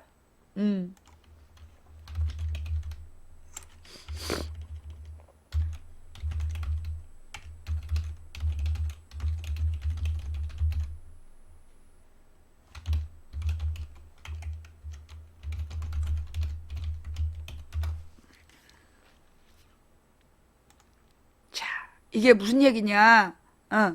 지금 그 누구랑 싸움이 붙었어. 친이 친박이 싸움이 붙은 거야. 왜 이러지? 예. 무대포 김무성 당시 권력자는 박근혜였다. 직격탄. 예. 요거는 아침신문 속가복이라서 이게 여기가 이게 무슨 얘기냐면 그 국회 선진화법에 대해서 지금 이제 논란이 붙은 거 아니야. 박근혜가 이제 국회 선진화법 때문에 되는 일이 없다고 하도 신경질을 내니까 그 새누리당더러 국회 선진화법을 빨리 바꾸라 그랬단 말이야. 근데 이놈의 이 국회 선진화법이 만국법인데 이 법을 누가 만들었냐? 김무성이 꼬발린 거야. 당내 거의 많은 의원이 반대했는데 만국법인 국회 선진화법 당내 거의 많은 의원들이 반대했는데 당시 권력자가 찬성으로 돌자 반대하던 의원들이 모두 찬성으로 돌아섰다. 당시 권력자는 다름 아닌 박근혜 대통령. 예, 난리가 났어요. 예. 이것 때문에 지금 이제 친박 친이가 엄청 싸우고 있어. 근데 참 웃겨요. 야당에서 막 공천권 다툼을 하면 실시간으로 막 확대 과장해가지고 그렇게 막 보도하던 언론이 지금 친이 친박 거의 살얼음판이야. 거의 지금 피바람이 불고 있거든? 아주 그냥 피범벅이 되고 있는데 보도를 안 해. 지금 보도를 안 해. 지금 친이 친박이, 여러분 엊그저께 기사 기억나요? 이명박이 박근혜더러 왜 내 측근들 조사하냐? 뭐 유례 없이 깨끗한 정치했다. 그래서 이명박이 한 방 날렸잖아. 그거랑 이게 지금 연관된 거야. 지금 이제 공천권을 두고 박근혜 입장에서는 만약에 친이계가 더 많이 당선되면, 더 많이 공천을 받으면 나중에 이 새누리당에서 자기를 탄핵할 수도 있잖아. 그러니까 어떻게든지 이제 자기 사람 진박이들을 심어야 된다고 막 고집을 피우고 있는 거야. 그런데 여기서 조선일보가 친이계를 편을 들고 있는 거야. 김무성이 맞다. 김무성이 맞다 이러면서 박근혜가 잘못한 거다. 박근혜하고 친박이 사과해라. 그래서 지금 이제 친이와 언론들이, 그러니까 언론이 그래서 지금 자기네들 내부의 밥그릇 싸움을 절대 보도하지 않는 거야. 그런데 드러나지 않게 둘이 이 권력 투쟁을 하고 있는 거지. 공천권 다툼을 하고 있는 거야. 그래서 막 지금 일베도 난리도 아니야. 친이계하고 친박하고 서로 죽고 죽이려는 막 피 튀기는 전쟁을 하고 있어. 그러면서 막 서로 노무현이랑 박근혜가 한편이다. 노근혜. 아니다. 노무현이랑 이명박이 한편이다. 노명박 이러면서 서로 막 싸움박질하고 있어. 결국 이게 뭐냐면 공천권 다툼이야. 공천권 다툼인데 결국은 이것들이 이렇게 싸우다가 막판에 그러면 갈라쓰냐? 절대 안 갈라서요. 왜? 늘 얘네들은 어떤 생각을 하냐면 이 친이 친박이 갈랐을 거다. 요게 이 기자들의 바램이야. 기자들의 바램은 친이 친박이 분당하지 않을까. 그러니까 뭐 안철수가 당 따로 차려 나가듯이 친이계가 당을 따로 차리지 않을까. 그런 생각을 해. 근데 쉽지 않다. 친박계는 나간 적이 있었어. 친박계는 열받아가지고 그거 알죠? 친박연대. 친박연대라는 당을 따로 차로 나갔었잖아. 근데 결국 나중에 다시 합쳤잖아요. 그럴 수밖에 없었던 게 얘네들은 절대 안 나가. 친이계는 이게 당을 안 버려. 왜? 지금 재벌과 언론이 이 새누리당을 잡고 있고 그 얘네들이 다수야. 걔네들이 다수고 지금 박근혜 쪽 진박들이 수적으로 열세인 거야. 근데 박근혜가 막 고집을 피워서 진박을 더 과반 이상으로 주려고 지금 이제 그런데 그러면 친이계가 자기 김무성이가 공천권 하나로 자기가 보스 노릇 하고 있는데 그걸 뺏기는 거 아니야. 그래서 지금 김무성 박근혜가 공천권을 두고 지금 피비린내라는 싸움을 하고 있어. 근데 이제 그걸 언론이 제대로 보도를 안 하고 있는 거지. 근데 얘네들이 절대 헤어지지 않아. 왜? 한가문이야? 사돈의 발촌까지 다 연결되어 있기 때문에 얘네들은 절대 갈라서지 않아요. 이 진보 언론이 한때는 정말 꿈과 희망을 가졌어. 친이 친박이 갈라지면 야권이 이긴다? 등신짓이야. 걔네들은 절대 안 갈라져. 왜? 이권으로 뭉친 집단이야. 걔네들은 결혼과 이혼에 따라 지분이 늘었다 줄었다, 주식 가치가 올랐다 내려갔다 해. 갈랐을 수 없는 애들이야. 예. 뿔난 새누리 사하을 반조경태 전선 구축 100% 여론조사하면 경선 보이콧 예비후보 단일화 착수. 몰라. 조경태는 새누리당에서 어떻게든지 나는 그냥 나가준 것만도 고맙기 때문에 난 더 이상 조경태 씻고 싶지 않아. 나가준 것만도 고맙기 때문에 거기 그 사하을에서 알아서 하라고 그래. 그 사하을에서 그 주민들이 알아서 하셨으면 좋겠어. 좌우지간 거기 야권 후보는 누가 나오는지 새누리당 후보한테 관심 없어 우리는. 야권 후보에게만 관심 있어. 예. 예. 자, 하여튼 그 다음에 또 하나는 뭐냐? 또 얘기할 게 있었는데.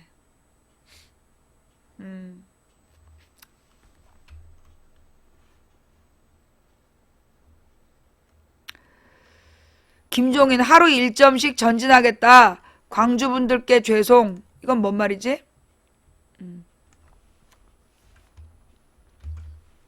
변재인은 누구야?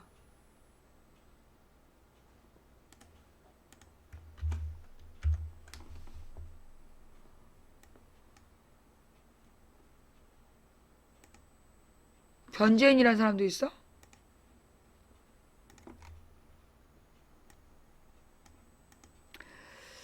이거 말고 중요한 사건이 있는데 큰 거. 하루 1점씩 전진하겠다. 광주분들께 죄송. 박영선, 우윤근, 이용섭, 변재인, 표창원, 김병관, 비대위 7명 구성. 이것도 뭐야? 지난번에 뭐 하나 구성하더니 더불어민주당 중앙위원회는 27일 김종인 선거대책위원장을 위원장으로 하는 비상대책위원회 설치를 의결했다. 김종인 선대위원장 겸 비대위원장은 선대위 따로 비대위 따로. 이날 비대위원으로 박영선, 변재일, 우윤근 의원과 이용섭 전 의원 등 정치권 인사 4명과 표창원, 김병관, 영입인사 2명, 즉 총 7명을 영입했다. 서울의 박영선, 전남의 우윤근, 광주의 이용섭, 충북의 변재일 등 지역을 안배하는 포석인 셈. 선대위에서 빠져 불만을 토로했던 이종걸 원내대표는 이번 비대위 선정에서도 배제됐다. 김 위원장은 언론들이 이번 총선에서 여당의 압승을 예측하고 있다. 야권도 총선을 절망적으로 보고 있다며 아직 낙제점이라 해도 77일 남은 총선까지 하루 1점씩 전진하겠다고 밝혔다. 그는 이어 비상체제라는 것 자체가 당이 어렵고 위기라는 걸 의미한다.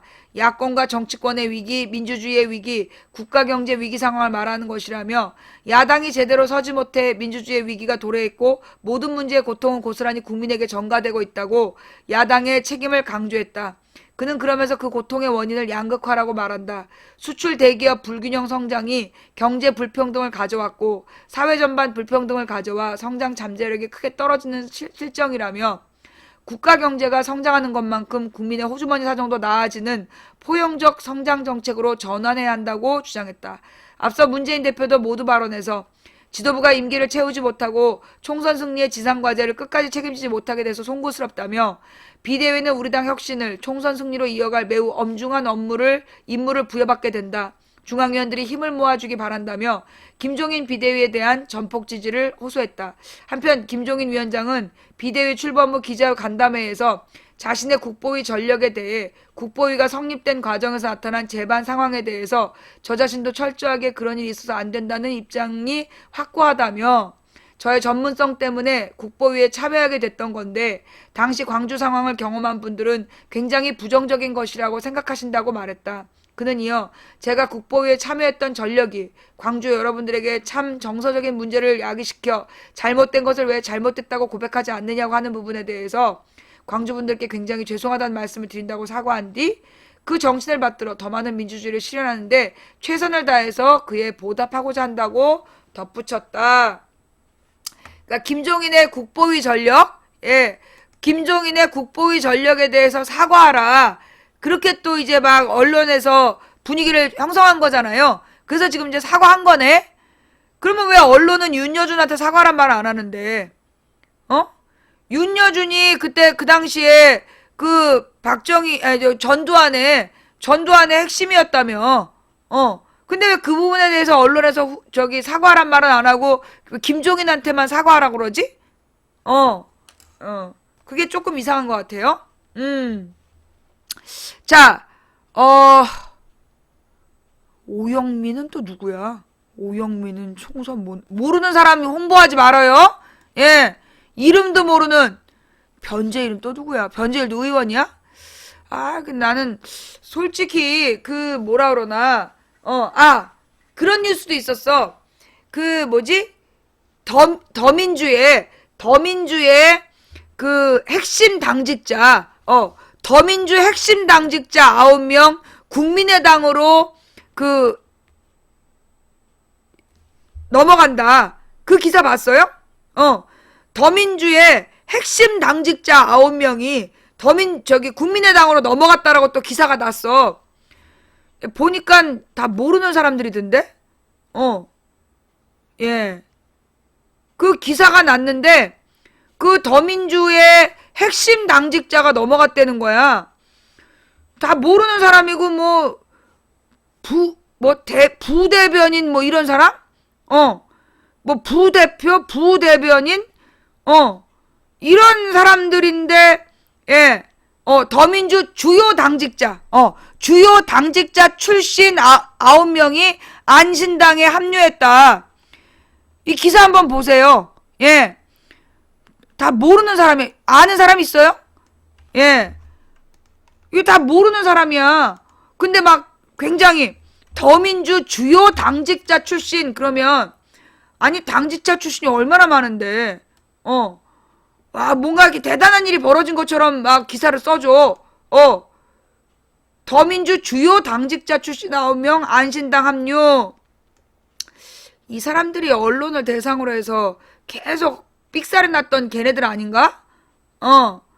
하여튼 이 기사를 다 읽어주는 건 얘네들 출마 선언문, 자기네들 이제 출마한다라는 선언문으로 내면서 넘어간 거야.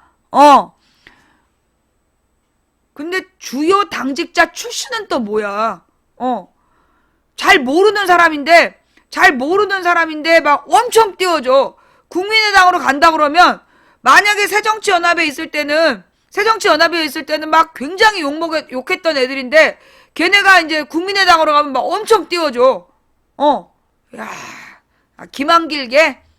김한길게가 이제 넘어간 거야.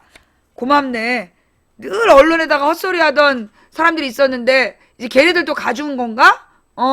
아유 이렇게 고마울 수가? 예. 이거 말고 내가 또 꼭 했어야 됐던 얘기인데 내가 아까 막 바빠갖고 못 적었어. 바빠서 못 적었던 꼭 다뤄야 될 내용인데 도저히 생각이 안 난다. 그럼 이건 다루지 말란 얘기야. 문재인 사퇴 전문 당을 잘 부탁합니다. 뭐 이걸 꼭 읽어야 될까?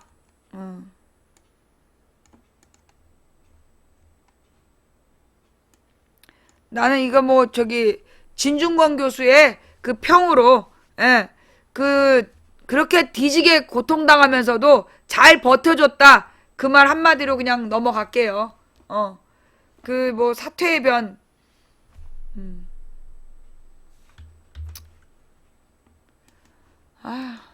그럼 또 이렇게 모자란 지지자들이 또 나한테 시위하고 지랄하겠지? 문재인 사퇴 전문 당을 잘 부탁합니다. 제겐 큰 영광이었고 고통이었습니다. 문재인 더불어민주당 대표가 27일 오후 대표직 사퇴 후 블로그에 당을 잘 부탁합니다라는 글을 올렸다. 자신을 더불어민주당 당원이라고 표기했다. 저는 오늘 평당원으로 돌아갑니다. 당 대표로서의 제 역할은 여기까지입니다. 제겐 큰 영광이었고 고통이었습니다. 영일이 없는 힘든 날의 연속이었습니다. 단 하루도 대표직에 연연한 적이 없는데 오해도 많았습니다. 마음 같아선 다 놓을까 다 던질까 생각했던 적이 한두 번이 아니었습니다. 그러니까 왜 나왔냐고. 왜 당대표를 했어. 사퇴문을 준비한 적도 있었습니다. 하지만 당대표에 출마하며 내세웠던 원칙과 약속을 마지막까지 지키기 위해 여기까지 왔습니다. 책임을 다하지 못했습니다. 하지만 온갖 흔들기 속에서도 혁신의 원칙을 지켰고 실천했습니다. 개파 공천과 밀실 공천을 원칙적으로 막는 공정한 공천 절차를 마련했습니다. 공천권도 국민에게 돌려드렸습니다. 인재 영입을 통한 변화의 큰 물결도 시작됐습니다. 국민과 당원 지지자들에게 조금이라도 덜 미안한 마음으로 물러날 수 있게 됐습니다. 미처 못다한 일은 새 지도부에게 무거운 짐을 넘깁니다.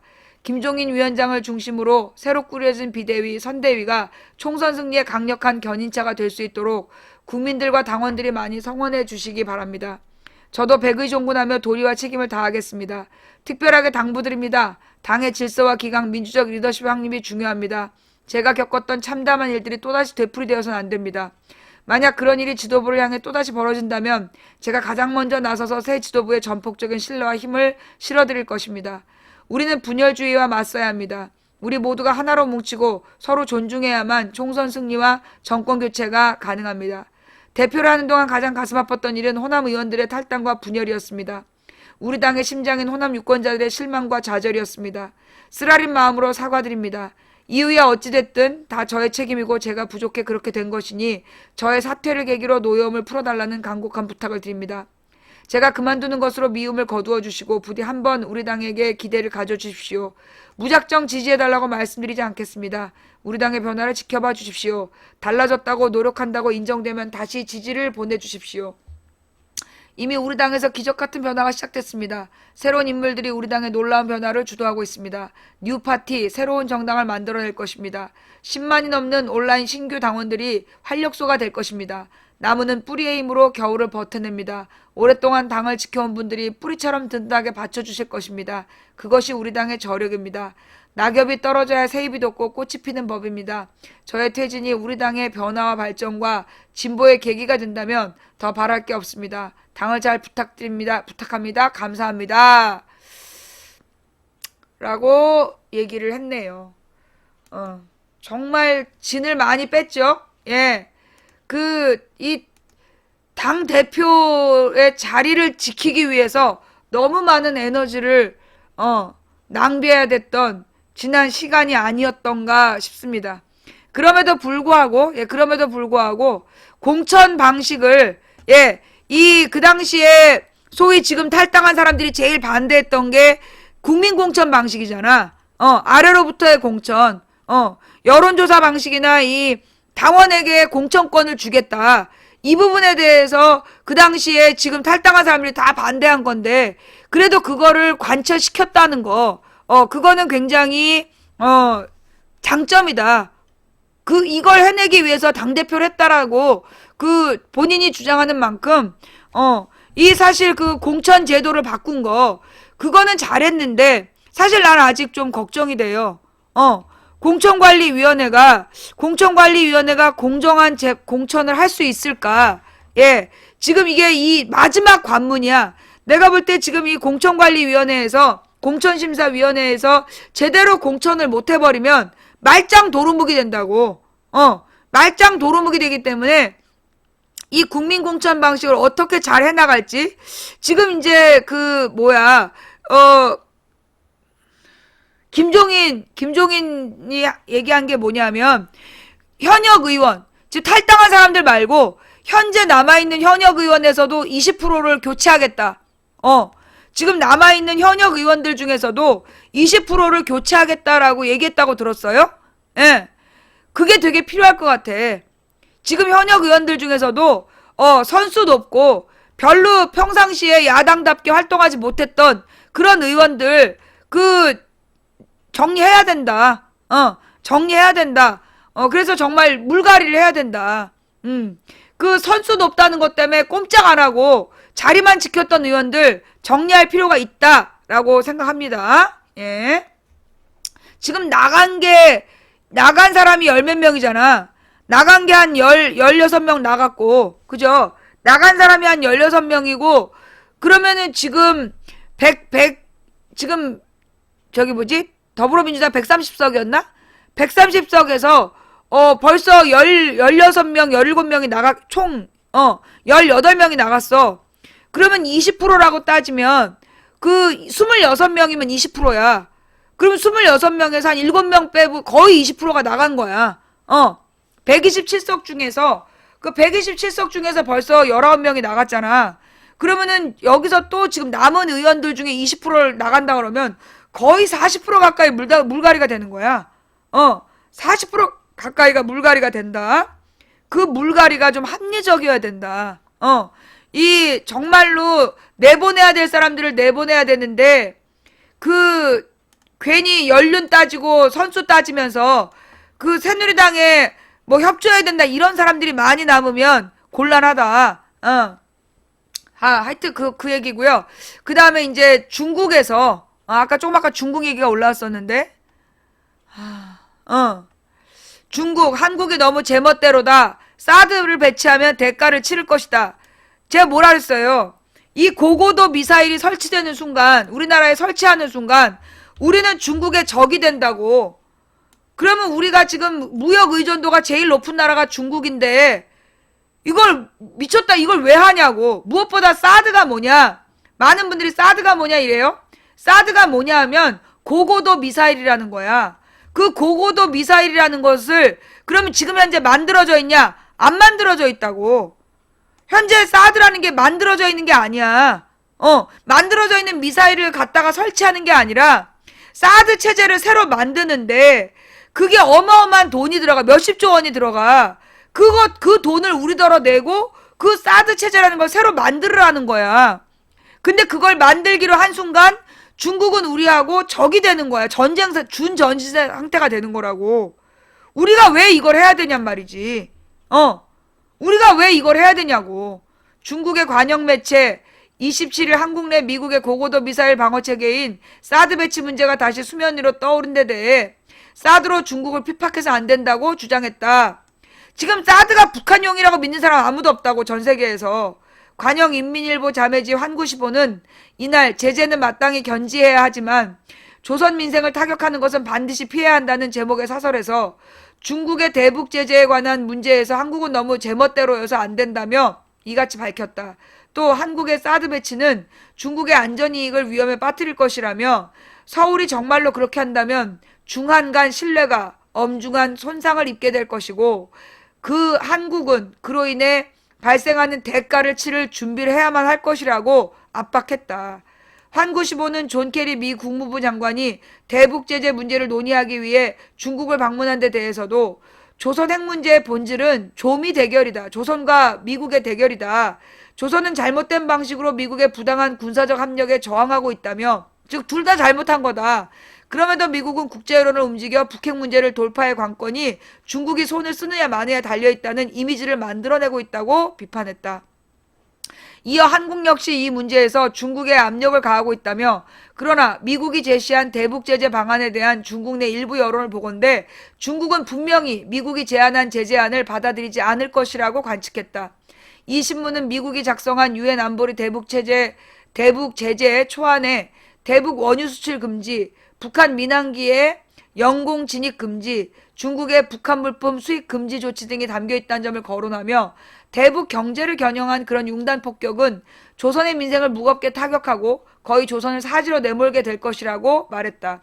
또 중국은 조선에 대한 국제 제재를 지지하겠지만 그 제재는 미사일 제조 타격이라는 점에 초점이 맞춰지기를 원한다며, 조선에서 인도주의 재난이 발생하는 것은 1000km의 국경을 맞댄 중국에는 분명히 좋지 않은 일이 될 것이라고 덧붙였다. 왜냐하면 북한에서 민생이 파탄나면 북한 사람들이 저기 압록강 두만강 건너갖고 중국으로 다 넘어가잖아. 그러면 그 동북지방의 치안이 중국 입장에서는 엉망이 되는 거야. 그러니까 중국은 조선의 민생이 안정되길 바라는 거라고. 중국은 조선에 대한 국제 제재를 지지하지만 그래서 미사일 제조 타격 이 부분만 제재해라. 그 인도주의적인 재난은 주면 안 된다. 한편 전날 베이징에 도착한 캐리 장관은 이날 오전 중국의 양제츠 외교 담당 국무위원, 왕이 중국 외교부장 등과 대북 제재 문제, 대만 문제, 남중국 문제를 주로 논의할 예정이다. 그러나 이들 주요 현안에 대한 미중 간의 입장 차이가 워낙 커서 양국이 이번 접촉에서 획기적인 의견 접근을 이루기는 어려울 것이란 전망이 많다. 캐리 장관은 이날 시진핑 중국 국가주석도 접견할 것으로 알려졌지만 양측이 공개적으로 불협화음을 노출할 경우 불발에 그칠 수 있다는 관측도 나온다. 그러니까 미국과 미일과 미국 일본 대 중국 러시아의 대결 구도, 이걸 우리가 주도해서 한반도에서 육자회담 평화회담을 만들어야 되는데 박근혜가 북한 빼고 오자회담 하다가 까이고 오자회담 주장하다가 까이고, 그로 인해서 지금 박근혜는 우리가 다 알다시피 박근혜는 위기관리 능력이 없잖아.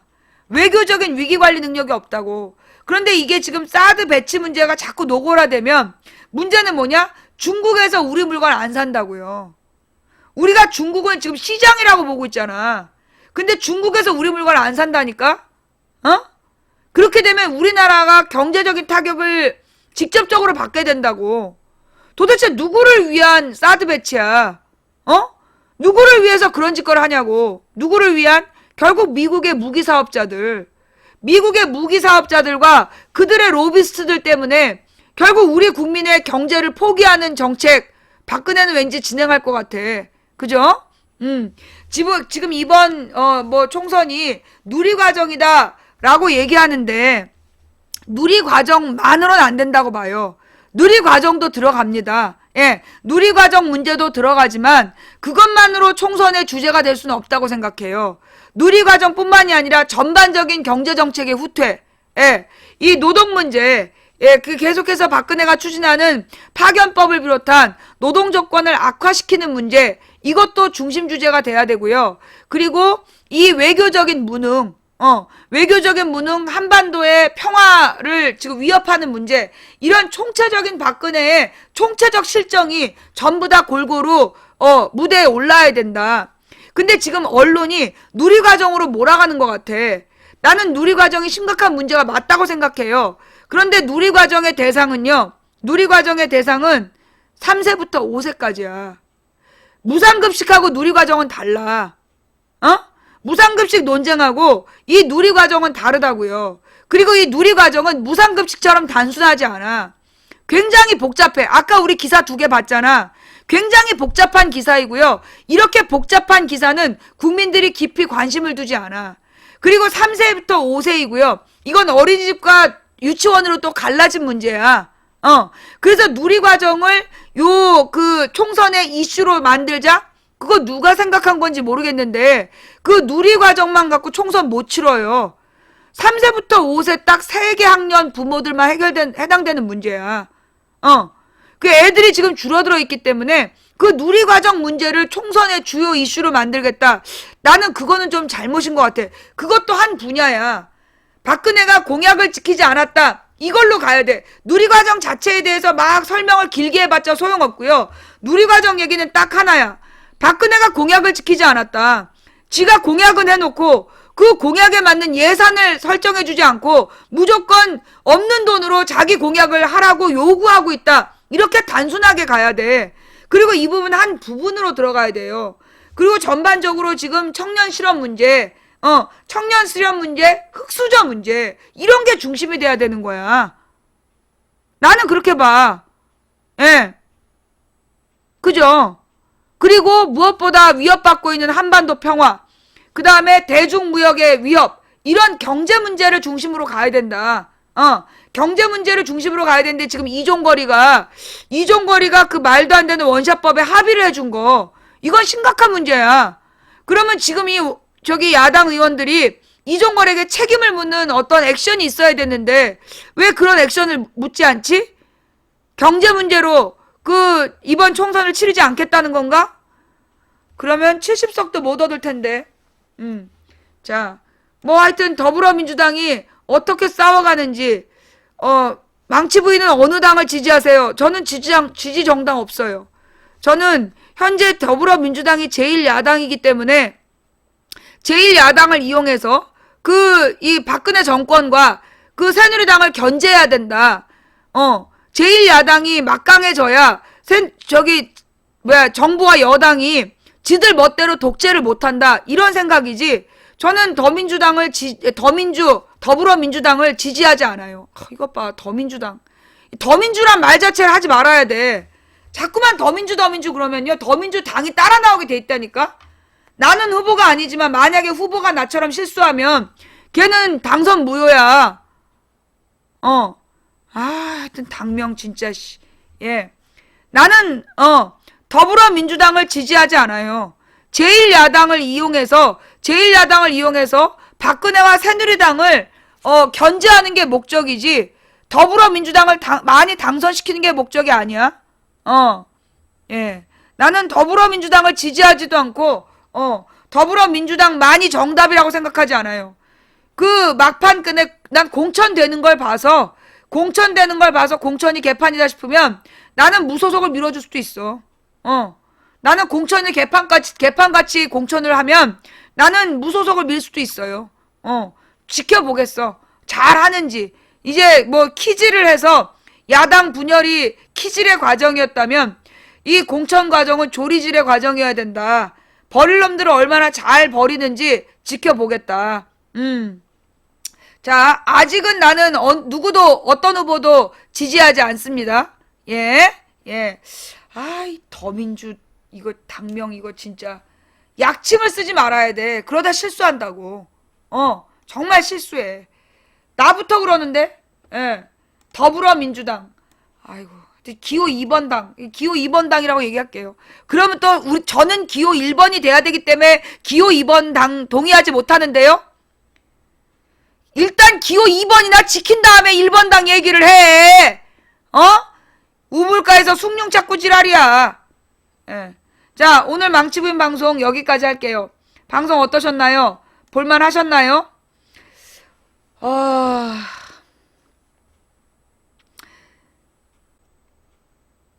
지금 상황이요. 지금 상황이 굉장히 어려워요. 예.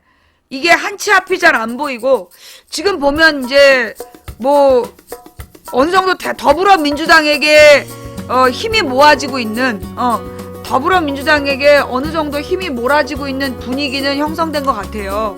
그런데 그렇다고 해서 지금 이번 진짜 막상 선거에 갔을 때 야권이 분열되어 있다라면 투표율이 안 나와. 지금 쟤네가 기어이 끝까지 뭐 더불어민주당이랑은 합당 안 하겠다, 통합 없다라고 주장하는 이유가 뭐냐? 모편을 여러 당으로 치르려는 거야.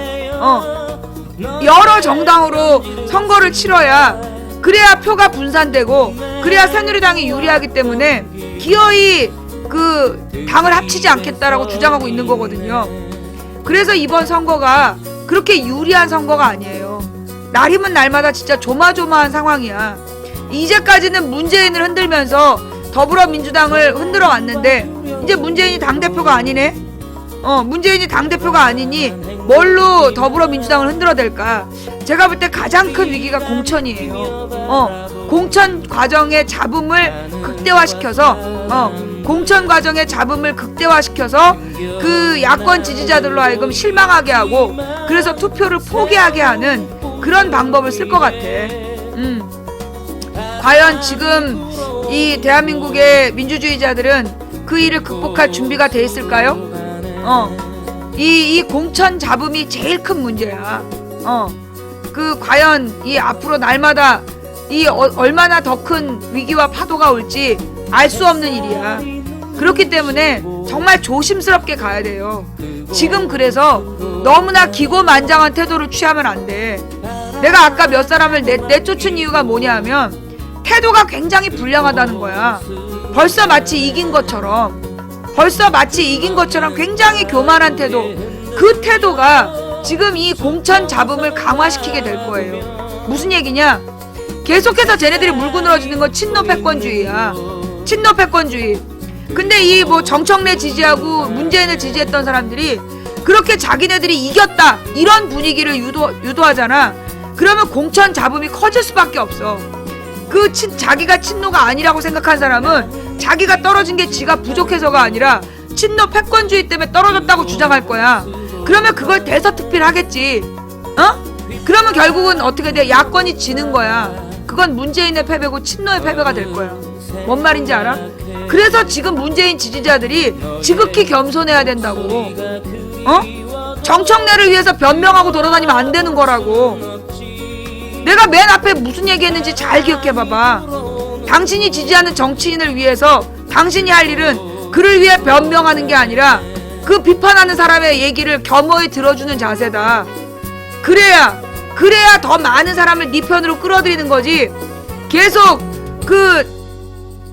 누구를 내쫓아야 돼 그렇게 계속 주장하다 보면 그러면 다 말아먹는 수가 있다. 다 말아먹는 수가 있어. 그 다음 제발 내가 보니까 국정원에서 띄우는 대통령 후보가 하나 있어. 반기문 말고. 내가 볼 때 얘를 띄우는 이유가 뭐냐면 쓸데없이 아무 때나 누구를 대통령으로 누구를 청와대로 이루고 앉아있어. 나는 그 이유가 뭐라고 생각하냐면 자 예를 들어 그러니까 총선이 끝났어. 총선이 끝나고 대통령 후보 선거 이제 그 대권 후보를 위한 국민 경선이 시작됐어. 어차피 잘 나가는 후보 3명 따로 있어. 그런데 엉뚱한 하나 끼워 넣어.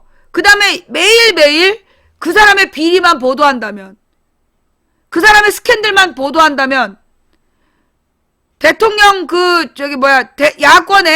야당의 대선 후보 그 경선은 완전히 물 말아 잡수는 거야. 그래서 내가 볼 땐 일부러 띄우는 것 같아.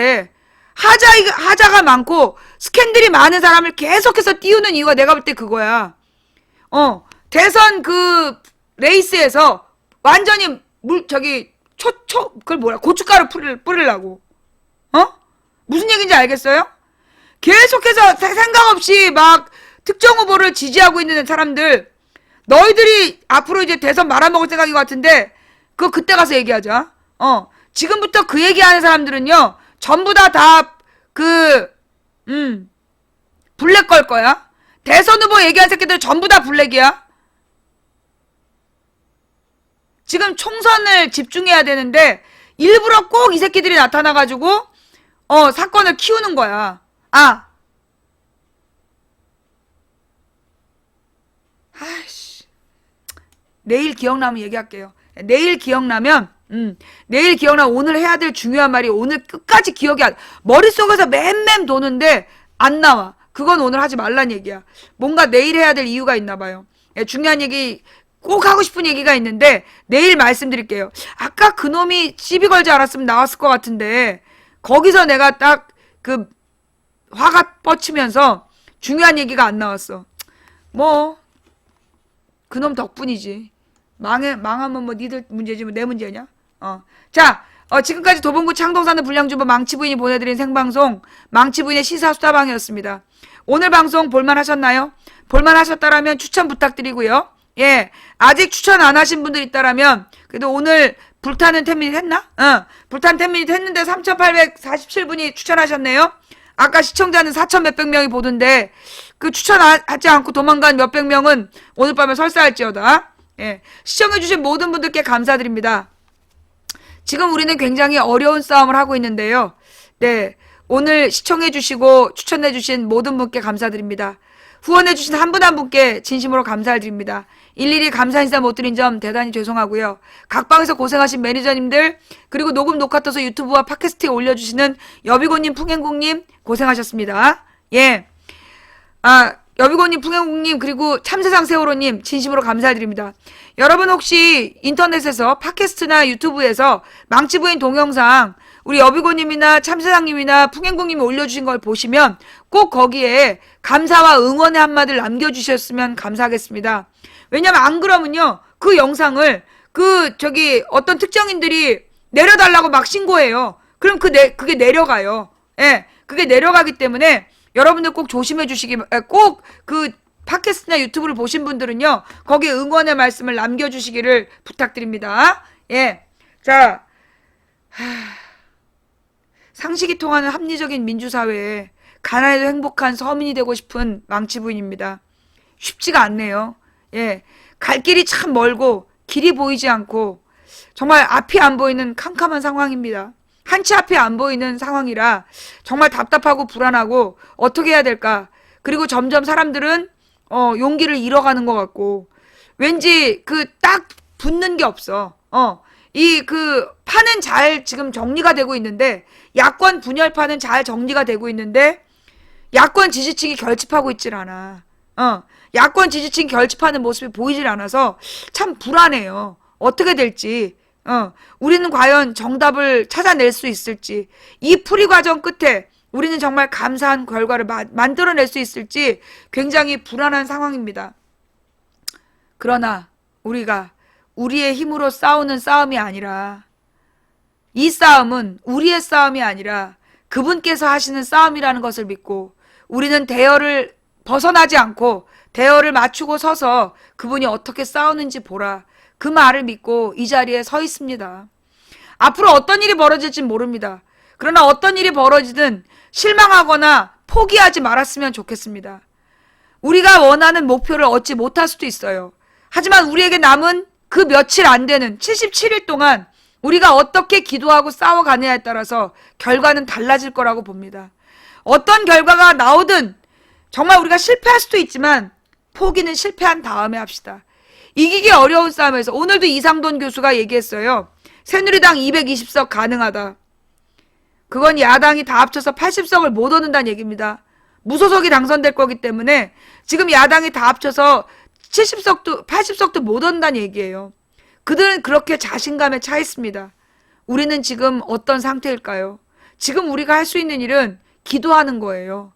정말 진심으로 기도하는 수밖에 없어요.